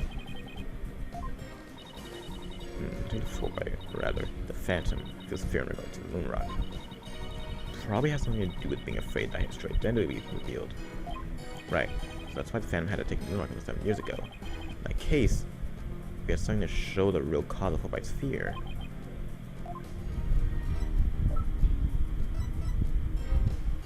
Objection! What? Did I not already try that?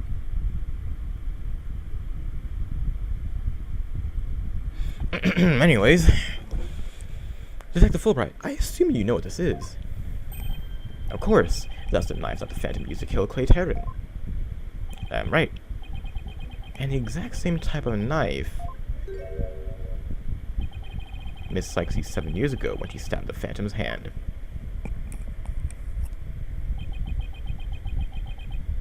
Yes, that was discussed earlier, as I recall.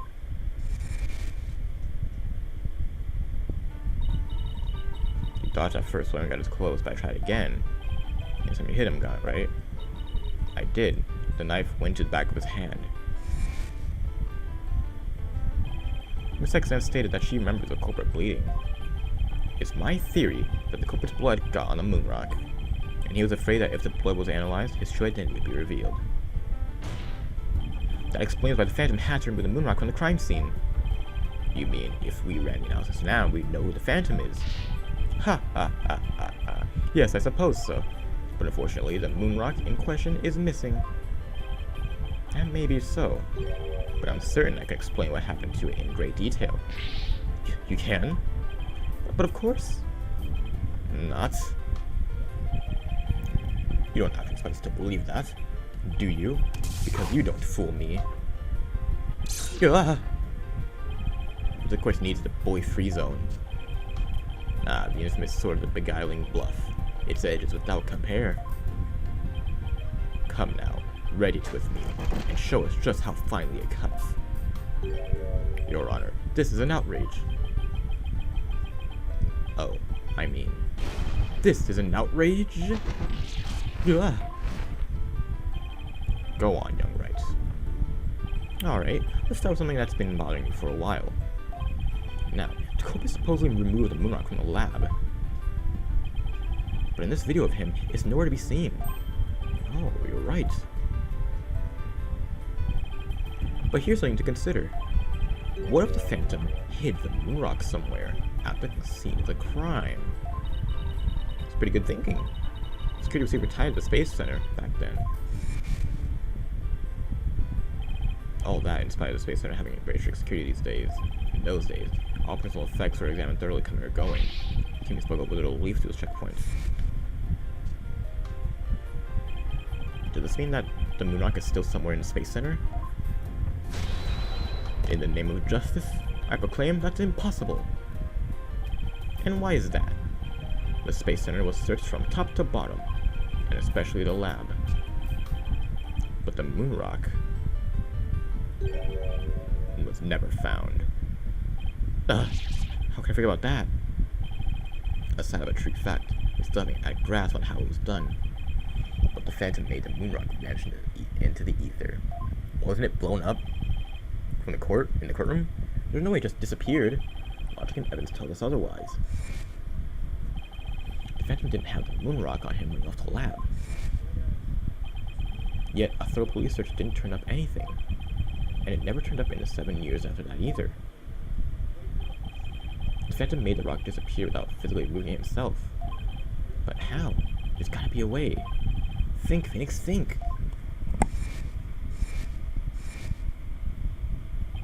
How did the moon rock vanish from the robotics lab? Don't ask me, dude.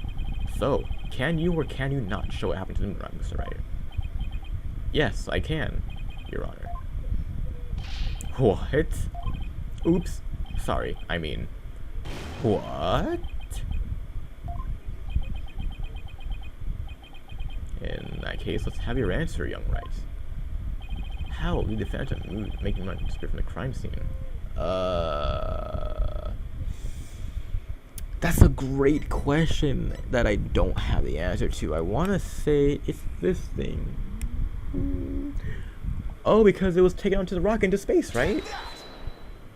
Get off of me, dude! Get off me! That's the Hope capsule, isn't it? The one that went up in the Hat 1 rocket? Uh-huh. He couldn't carry the rock out, but he couldn't leave it in the center to be found either. So, there was only one safe place to stash it. The Hope capsule that was there in the lab that day. Yes, and the team must have loaded it onto the Hope space probe eventually.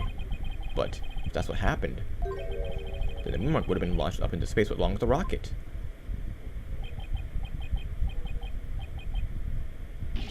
Preposterous! It would mean that for these past 7 years, the moon rock was... Exactly. The Phantom got rid of the moon rock in the most cosmic way he knew how.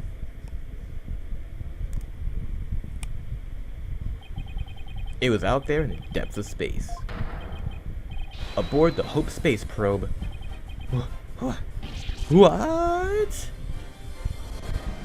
Get off me, bro.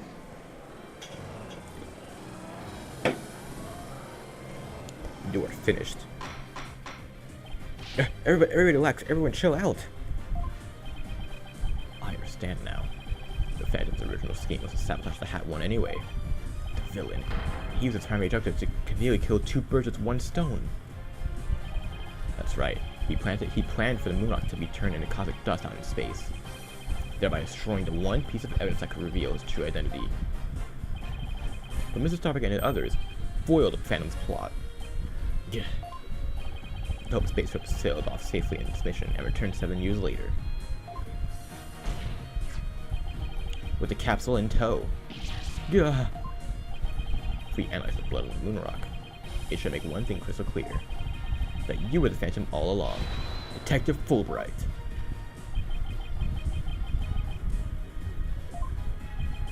So, he killed Clay just so he can get the moonrock back? I believe so. His original assignment may have been just to sabotage the hatch too, but at the same time, he also had to retrieve the evidence of his crime 7 years ago.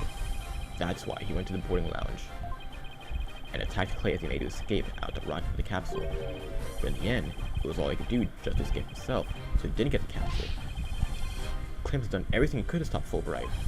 He probably hung on to that capsule for all he was worth until the very last breath.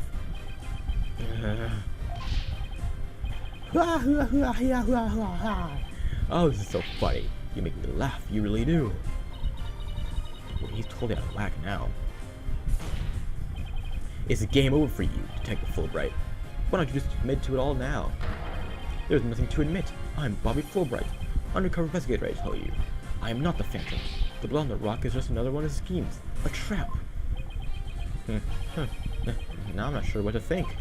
I suppose if the Phantom is fine with assault, a trap is not out of question. Objection! But in that case, you could say anything is a trap. That's what makes a trap a trap. I've been framed into taking the blame for the Phantoms. Your Honor, I believe further investigation is in order. Silence! Further investigation? More on plotting your escape. But no more. I will bring your justice myself. No, bring you justice myself if I must, here and now. I guess it's time to show you just what I'm really capable of. Die, son of Black Will. Hey, whoa, you guys aren't really...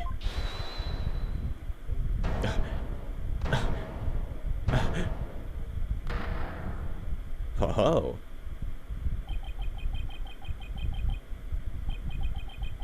It looks like I made it just in time. Edgeworth. I have good news for you, Mr. Wright. I've uncovered some very crucial facts. Did you find something about the Phantom's true identity? You could say that. I started by looking into the first people on the scene 7 years ago. All 3, an employee and 2 officers, were registered in robots recognition systems. But none of them looked the least bit like Detective Fulbright. That's not good. But there's more. I've yet to share my most important finding. Mr. Wright, Prosecutor Blackwell, you'd best brace yourselves. Uh-oh.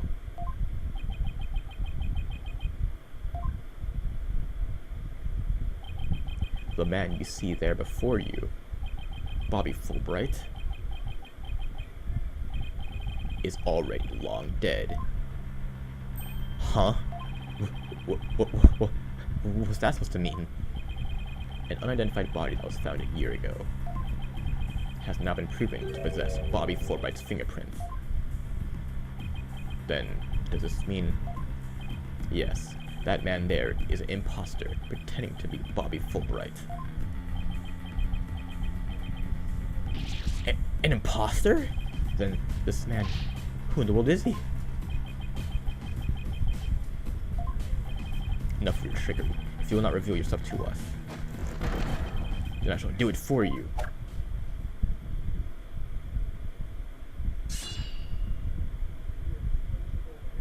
Oh. What the? No! His face? Aw, look what you did to my mask. Mask? What is the meaning of this, witness? Alright, you got me. I guess I have to show you who I really am now.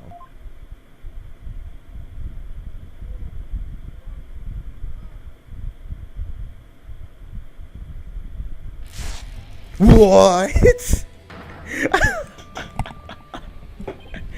Wait, but that's... Sup, Apollo? It's your boy, Solomon Starbuck. But, Mr. Starbuck? But that can't be right. You can't really be the Phantom, can you? Silence. Of course not. The real Starbuck was aboard the Hat 1, which was said to be destroyed. Yeah, this is just another mask. I mean, didn't I tell you? I'm an undercover investigator. I can change identities at will. I can be anyone I want. Objection! Not so fast. I have the Phantom psych profile right here. If we compile a psych profile on you and compare the results, it will prove that you're the Phantom.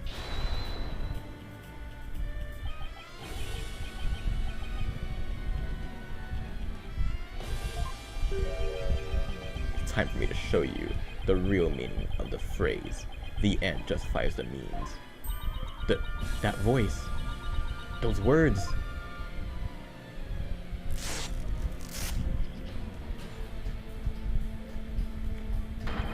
I cannot accept such evidence here, Miss Sykes. Professor Means?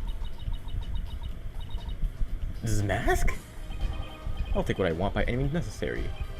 Now, give me that evidence. Huh? He yeeted that shit. Time to take out the trash. Permanently. How could you? Now do you see how powerful? Now do you see now how powerful the end justifies the means can be? Silence. How pathetic. You can't even speak without wearing another man's face. Aha, but that's the life of an undercover agent for you. My real face has no meaning or value to me at all. Or perhaps it is really the case that you don't even know who you are anymore.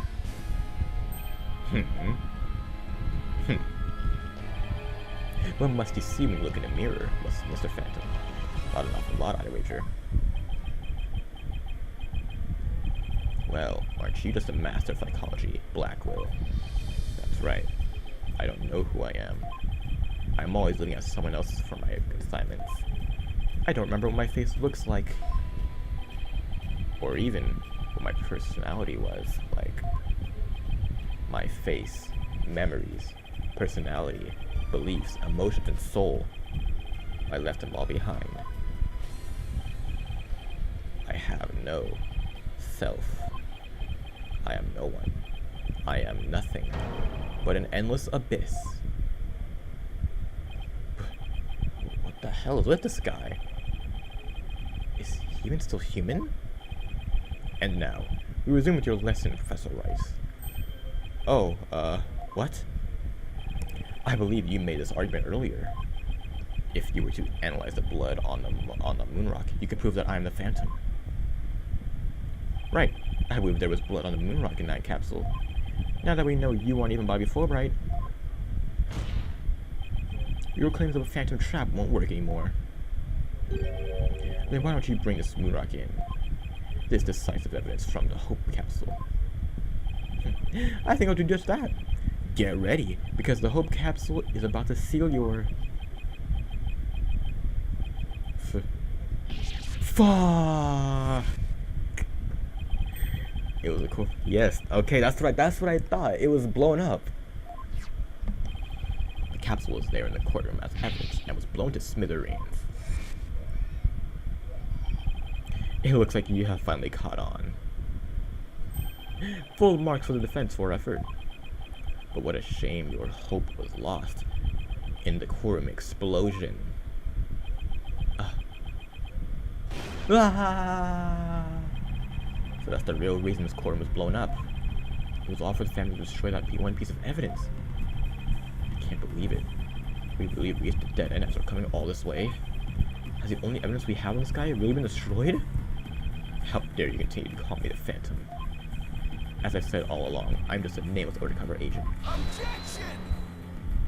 and the defense will continue to assert that you are the Phantom. Furthermore, we have proof. Or at least, a prayer. I'm afraid that won't do, Mr. Wright. Let's put some weight behind your swing, right, young Wright. I know, I'm trying. There's only one thing that can unmask this menace, the moon rock. But that was blown up bits in the courtroom bombing. And yet, is it really gone without a trace? What if some tiny part, some little fragment still exists? Yes, and you can see the stolen moon rock there too. Strange black and yellow thing on the left side of the picture. Very well, Mr. Wright. Let's see your proof. What evidence will finally prove the Phantom's identity? That's a great question. Maybe it's here in here. I mean, why do we... Like, isn't there a reason we still have this thing? Isn't it the bomb that blew up the courtroom? And the moonlight along with it? Are you saying this will reveal the Phantom's identity? Uh-huh. Sure am, Your Honor. Focus your attention on this photo taken after the bombing.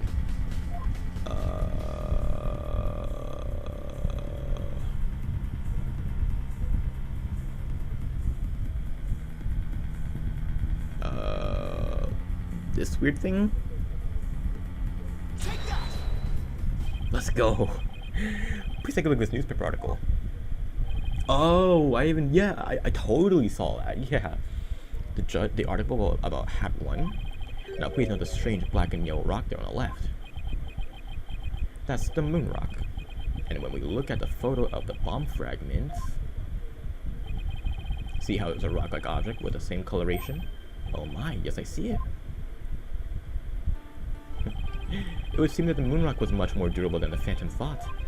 If we take a look at all the fragments that the police found, we'll likely find them all with blood. And DNA testing on that blood will prove the witness is indeed the Phantom. Unbelievable. But that's impossible. Surprised to be sure. That's one bloody tough rock. Ha ha ha. Let us have the fragments tested straight away. Oh, and you'll be having a DNA test too, fool of Wright. Bailiff, contact the police department immediately and order the testing. Do.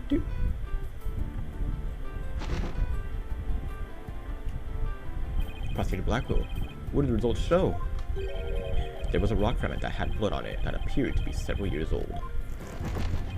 DNA testing revealed.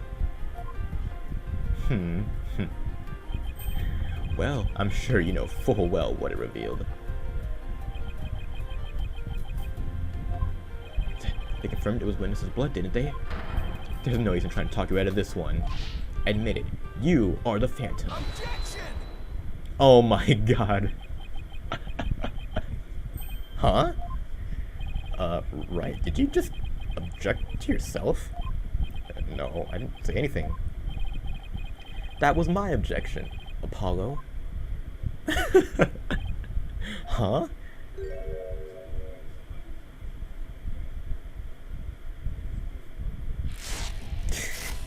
Come on, my god. Why? It was a pretty good objection, too. Don't you think? What the hell is happening now?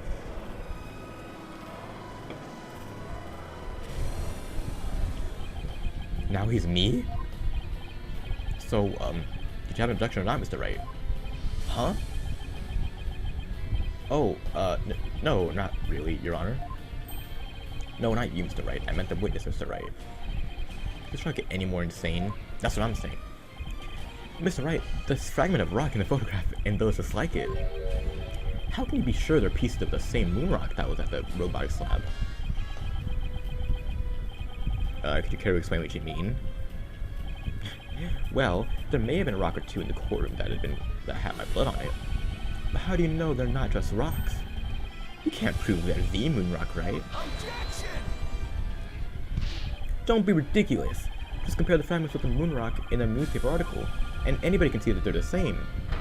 They have the exact same coloration. Objection!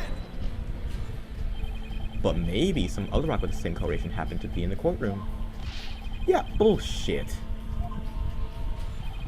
But you can't deny it's a possibility. Objection! But your blood was found on one of the fragments. Apollo, there's nothing suspicious about my blood being on a piece of rock. And why not? I know it sounds like an excuse, but several years ago, I tripped and fell in this very courtroom and was hurt pretty badly. Maybe that's how my blood found its way into a piece of rubble. Even he's gotta realize how ridiculous that sounds. And yet, I guess it's not completely out of the question. I see you're starting to sweat, young right? I thought that the worst of times are when the voice has faced to force the biggest smiles. You're the last person I want to hear that from. Wait, are you? Well, then why don't we get those fragments analyzed? We could ask an expert to verify if they were from the moon-rock in the box or not. I'm sorry, but I'm afraid that just isn't going to happen. And why not? In order to prove that the fragments are from what you say they are from, you need a sample of the moon rock from 7 years ago to compare it with. That moon rock doesn't exist anymore, and there's no sample data of it either. So you see, short of going back in time, there's no way to prove that any of the fragments are from that moon rock. Oh, no!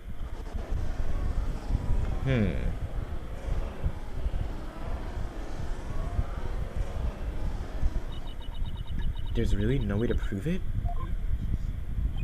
Are you finally ready to throw in the towel? Objection!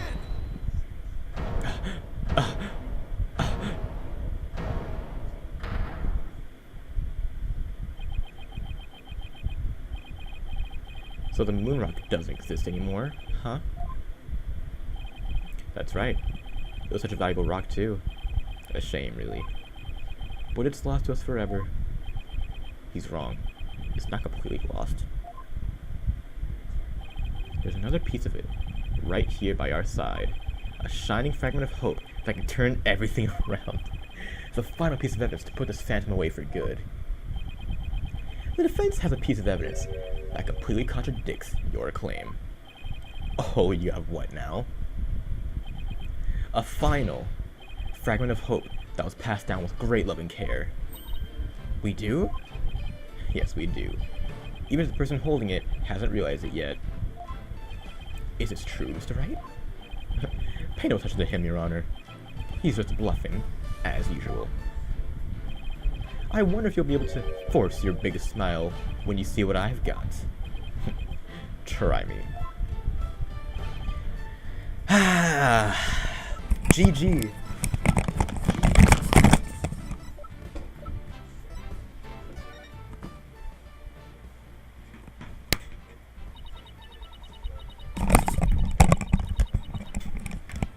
But just about the only thing my mother left with me are widgets. And this earring. Maybe she does love me in her own way.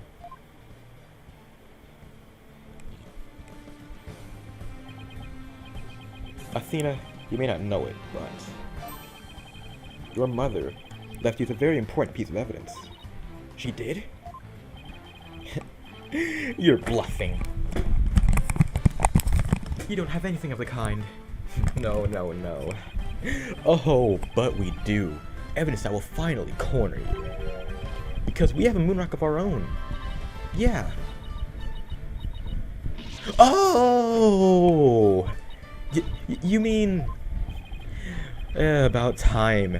A gift Dr. Sykes left for her daughter. An item Athena has cherished and worn all these years.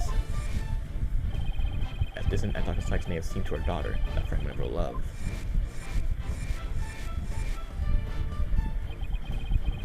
Will shake off the darkness of the past and give us all hope for the future. This is a defensive sample of the moon rock. Take that! Take this. That's your sample. This earring that Miss Sykes always wears was made from that original moon rock. What? All this time? It was right here all along?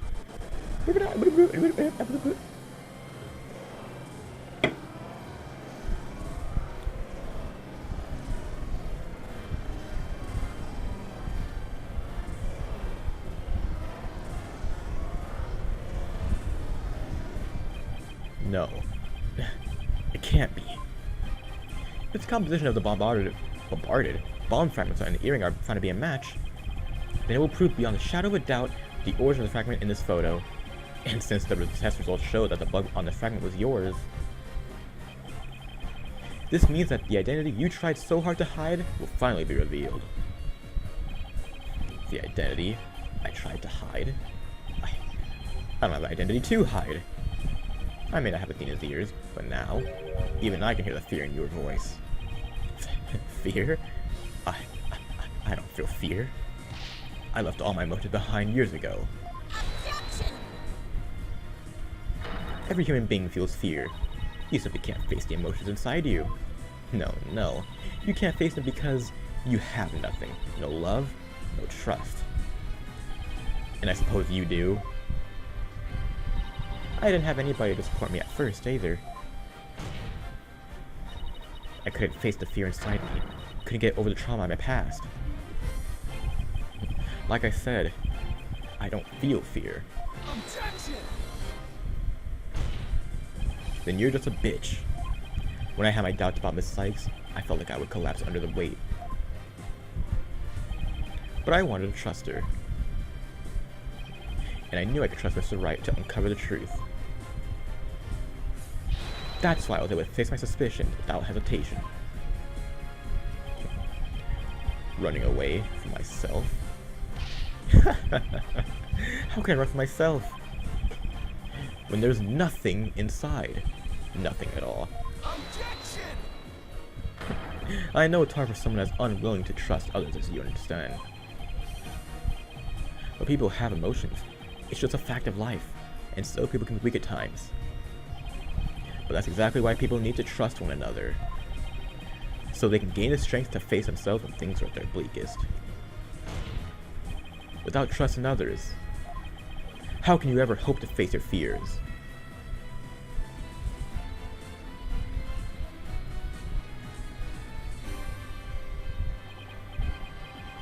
The fear inside of me?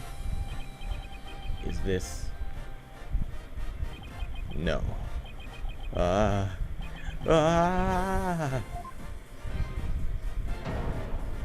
my gosh.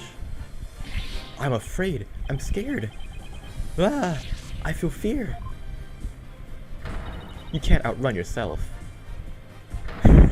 Remove that mask and unleash your emotions. Confront your guilt head on. With your own true face.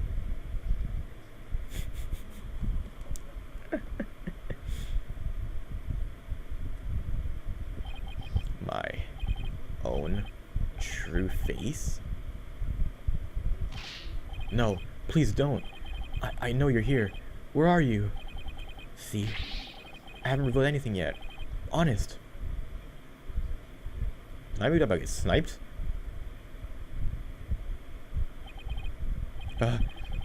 My own truth. Jeez. Oh my god. What the hell? Is this my face? Is it? Is it? No, that's not it. No. This isn't me either. Is this me? Which one is my face? What am I? Who am I?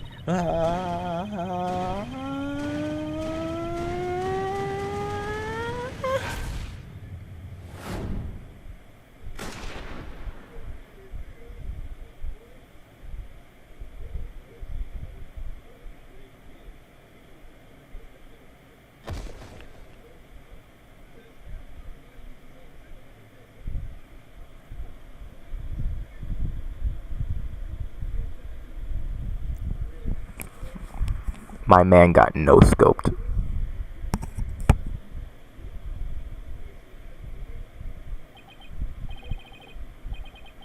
A sniper attack in this very courtroom?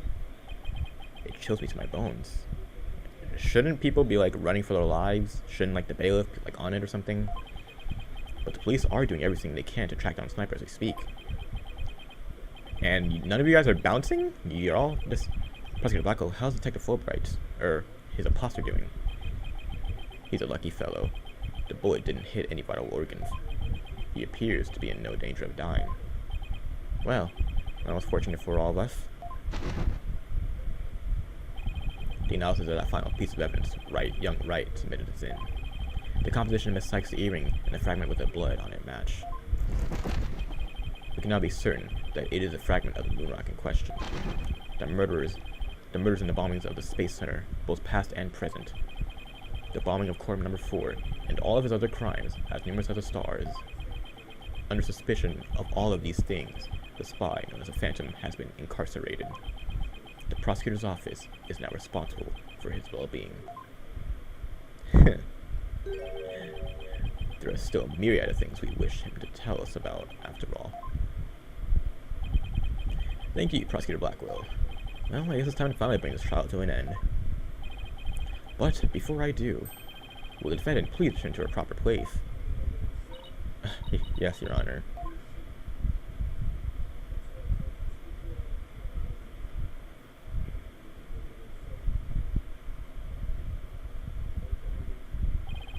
Now then, this court finds the defendant, Athena Sykes, Not guilty.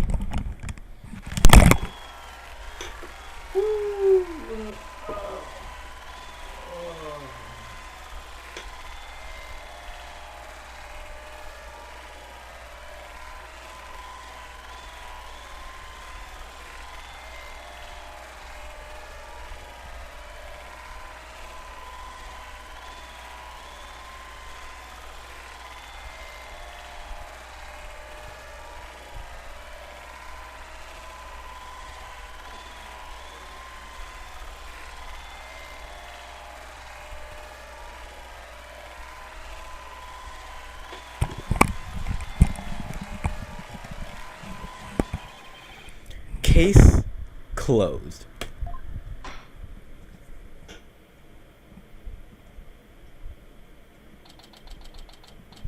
December 20th, 9:12 p.m. District Court, Defendant Lobby, number 5. Congratulations, Mr. Nick. Thanks, Prules. Thanks for being there for Athena. Sure. But Athena was great, wasn't she?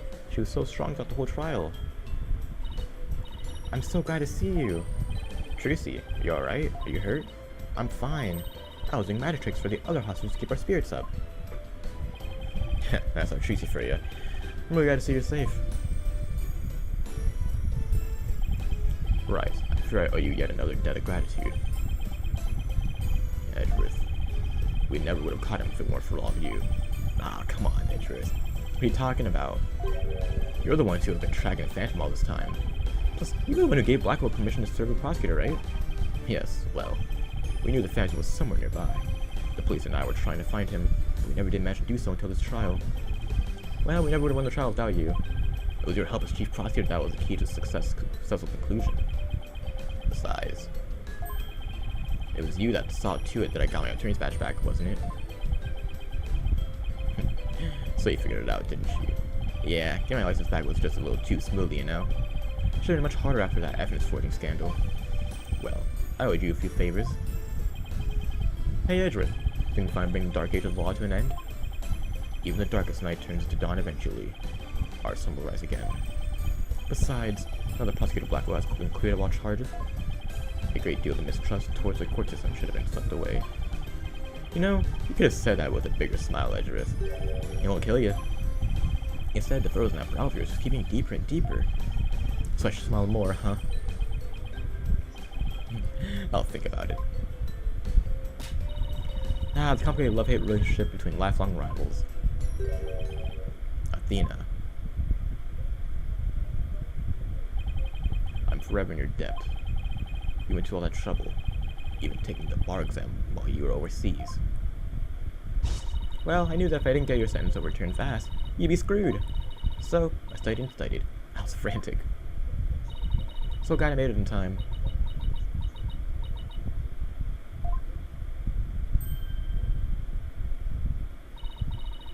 Just barely, but I still made it. That girl, Athena. It's good to see you finally let your tears out.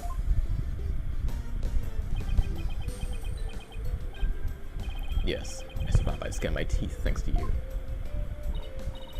Shame on you, Simon, for trying to throw your life away like that. It was never my intention to just throw my life away. But some things in this world are more important than your own life. Like what? My honor-bound duty to protect with my life. My mentor's most beloved treasure. Huh? That's some loyalty. This guy really is a samurai, through and through. Well, looks like we can breathe easy now. Paulo, Athena, thank you both. It took all of us together to pull it off. Hell yeah, boss. What a team we are, huh? It was definitely the most amazing turnabout I've ever seen. I'm a pretty lucky guy. My office is the best, most capable lawyers around. Thanks, right? I'm gonna work extra hard to make up for all the worry I caused. Pile Justice is fine and ready to go. Let's hear it for the Right Anything Agency. Well, nobody can try harder than me, so you better watch out, Apollo. Simon is free thanks to Mr. Right. But there's so many more people out there who need our help. You're right, and I'll be needing you both to help them. We still got a long way to go. You know, I missed the right and call offices, but I'm just gonna let them have the thing. Get ready, you two. We won a major victory, but the war is far from over. There are still people out there suffering under false charges who need defending. We've got a lot of work ahead of us. If we ever hope to fully bring the dark age of the law to a close.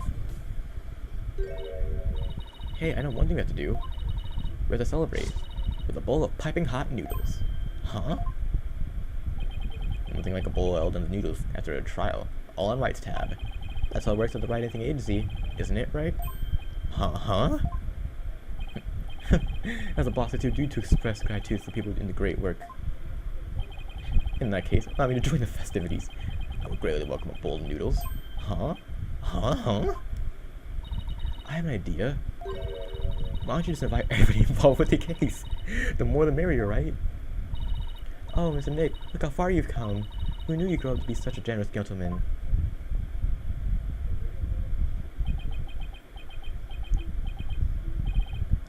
Guys? Under these circumstances, there's only one thing I could say. Only if I get to join in. Hey, no fair. I want to say it too. Go for it, guys. Alright. Here we go.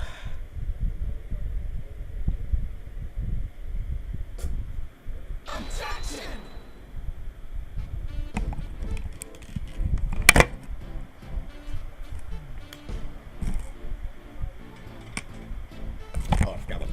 trying to think of something else. Okay, so I decided to go around and get a bunch of jobs for him to do. Find a lost cat. It's on an air conditioner. Give a computer lesson. I'm not reading this fast enough. You can buy some loot cases? Nah, that's okay. This is the Right Anything Agency after all.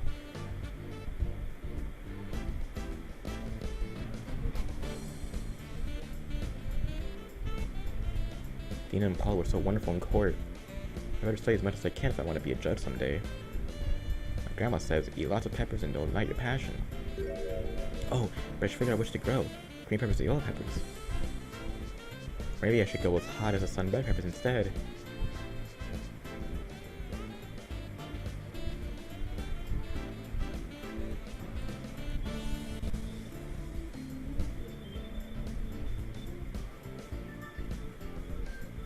In the dark age of the law, you say? How naive. Don't you know it's sometimes necessary to get a guilty verdict by any means possible? What? They're putting me under investigation? The chief prosecutor wants to see me? Yeah!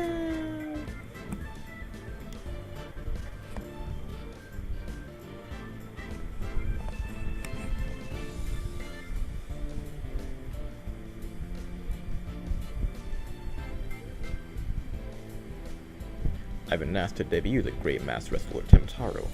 He's scheduled to go up against the amazing Ninetales next, though. Oh, what to do? A fight to the finish with myself? Why chance with the Demon Warrior to be amazing Ninetales? 2? The second?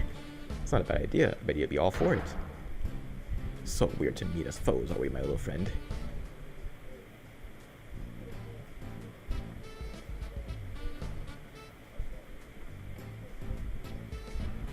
Job, leave it. I'm the alderman of Ninetales Vale now.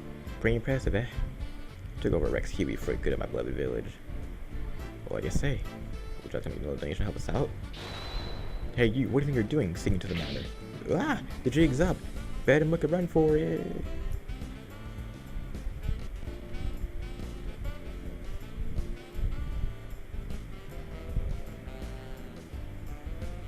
I thought I wanted to be an artist, but after seeing the amazing job Athena did, I started becoming genuinely interested in law, so now I'm studying for the bar exam. I'm gonna prosecute Athena someday. You'll see. I'm studying my buns off too, but not for the bar exam. I'm going to pass Athena's entrance exam for my own merit this time. With a score of 100 points, of course. Hugh, Juniper, our game will live on forever!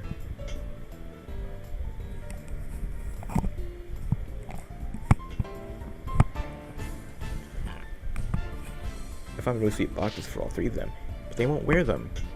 Is it because I want to be a legal journalist instead of a lawyer or a judge? But anyway, thanks for the trial. The school newspaper is as bright as it can be. Now, let's see what the fresh blood have to say in the school newspaper. Our editor-chief cried to our graduation reception. Her card box got soggy.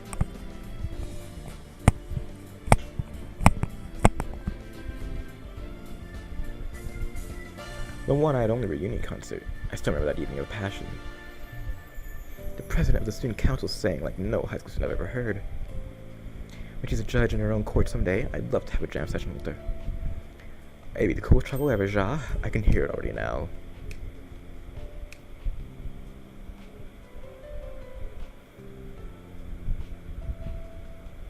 I gave this place a good cleaning from top to bottom, but it's already a mess again. I guess the only thing I can do now is clean up the attitudes of the people in this office. But missing my attitude to come here once the training is over, it simply must be done.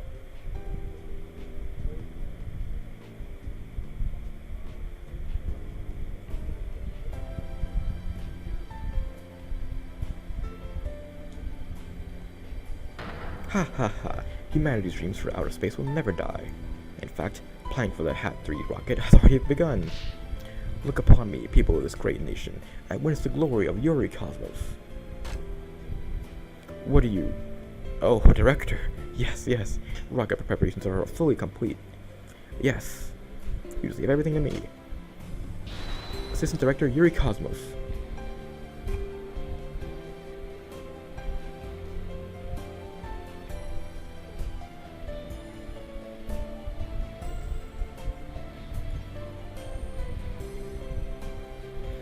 Going to the moon in the next rocket. If the Inamami men has come to the moon, I would love to show them around. But which is more interesting? Montes Piranes or Mare Tocolatis? You think they'll like either one? Yay, hooray! I wonder how Miss Aura is doing. I'd rather be near Miss Aura than on the moon. Oh, Miss Aura, I just want you to use me again like you used to.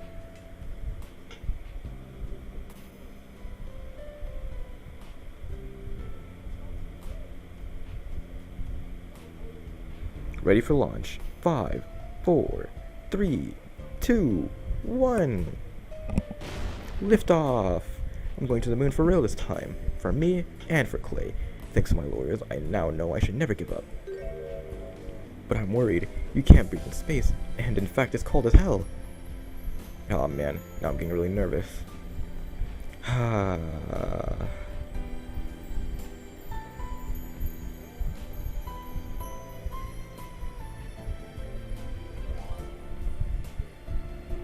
No, I'm not employed here. I simply came to request their services in defense of my sister. But no one's around. I've been kept waiting for a long time. And what's the case brings you here? Oh, your father was accused and you wish Athena to defend him? Then perhaps he and I shall meet in court in the near future.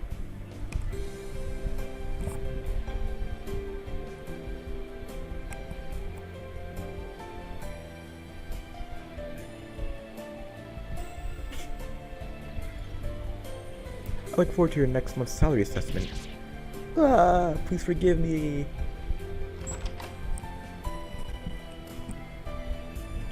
Blackwell's acquittal has brought all manner of ills to the prosecutor's office to light. It would seem solving that case has stalled the chill of winter in the warmth of spring. Now I owe Wright yet another debt of gratitude. But I will pay him one day. You can trust in that.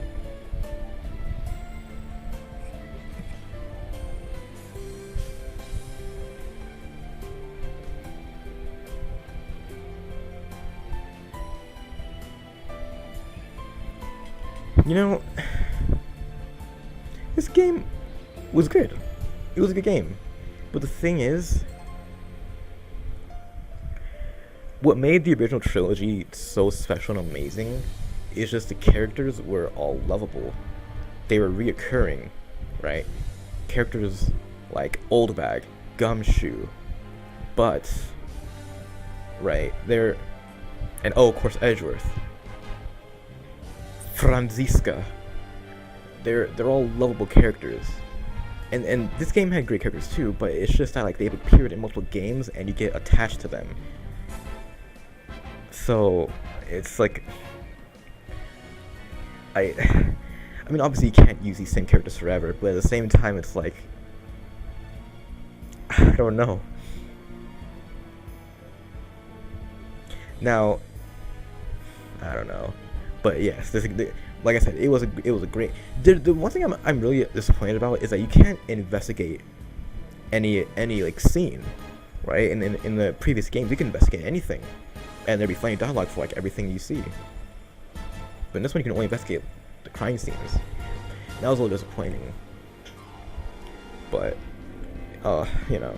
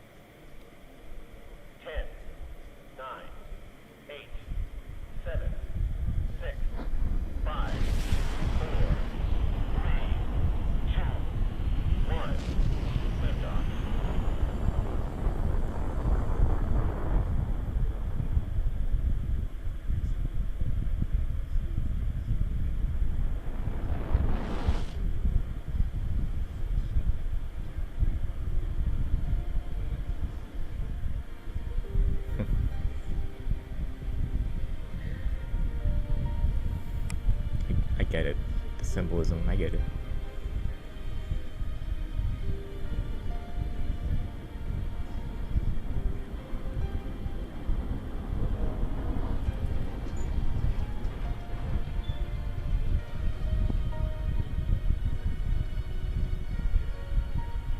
Mr. Starbuck! You'll be fine. Just believe in yourself. The moon's closer than you think!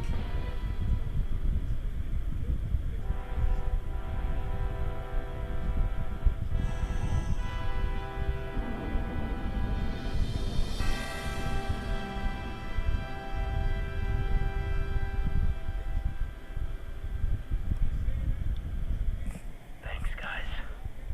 I wouldn't have made it back into space if it wasn't for you.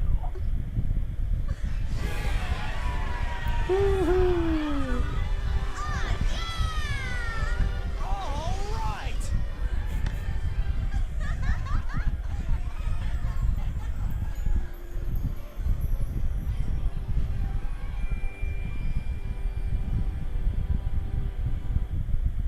Well, that was adorable.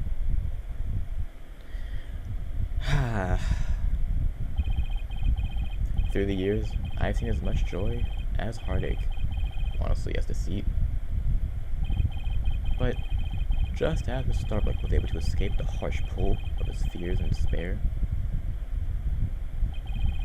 I believe that hope and friendship can lift us all up towards a brighter tomorrow.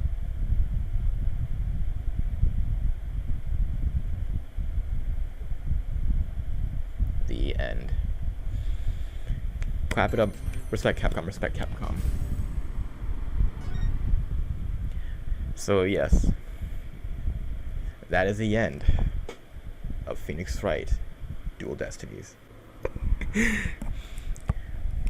Well, until next time, where we may see a spirit of justice.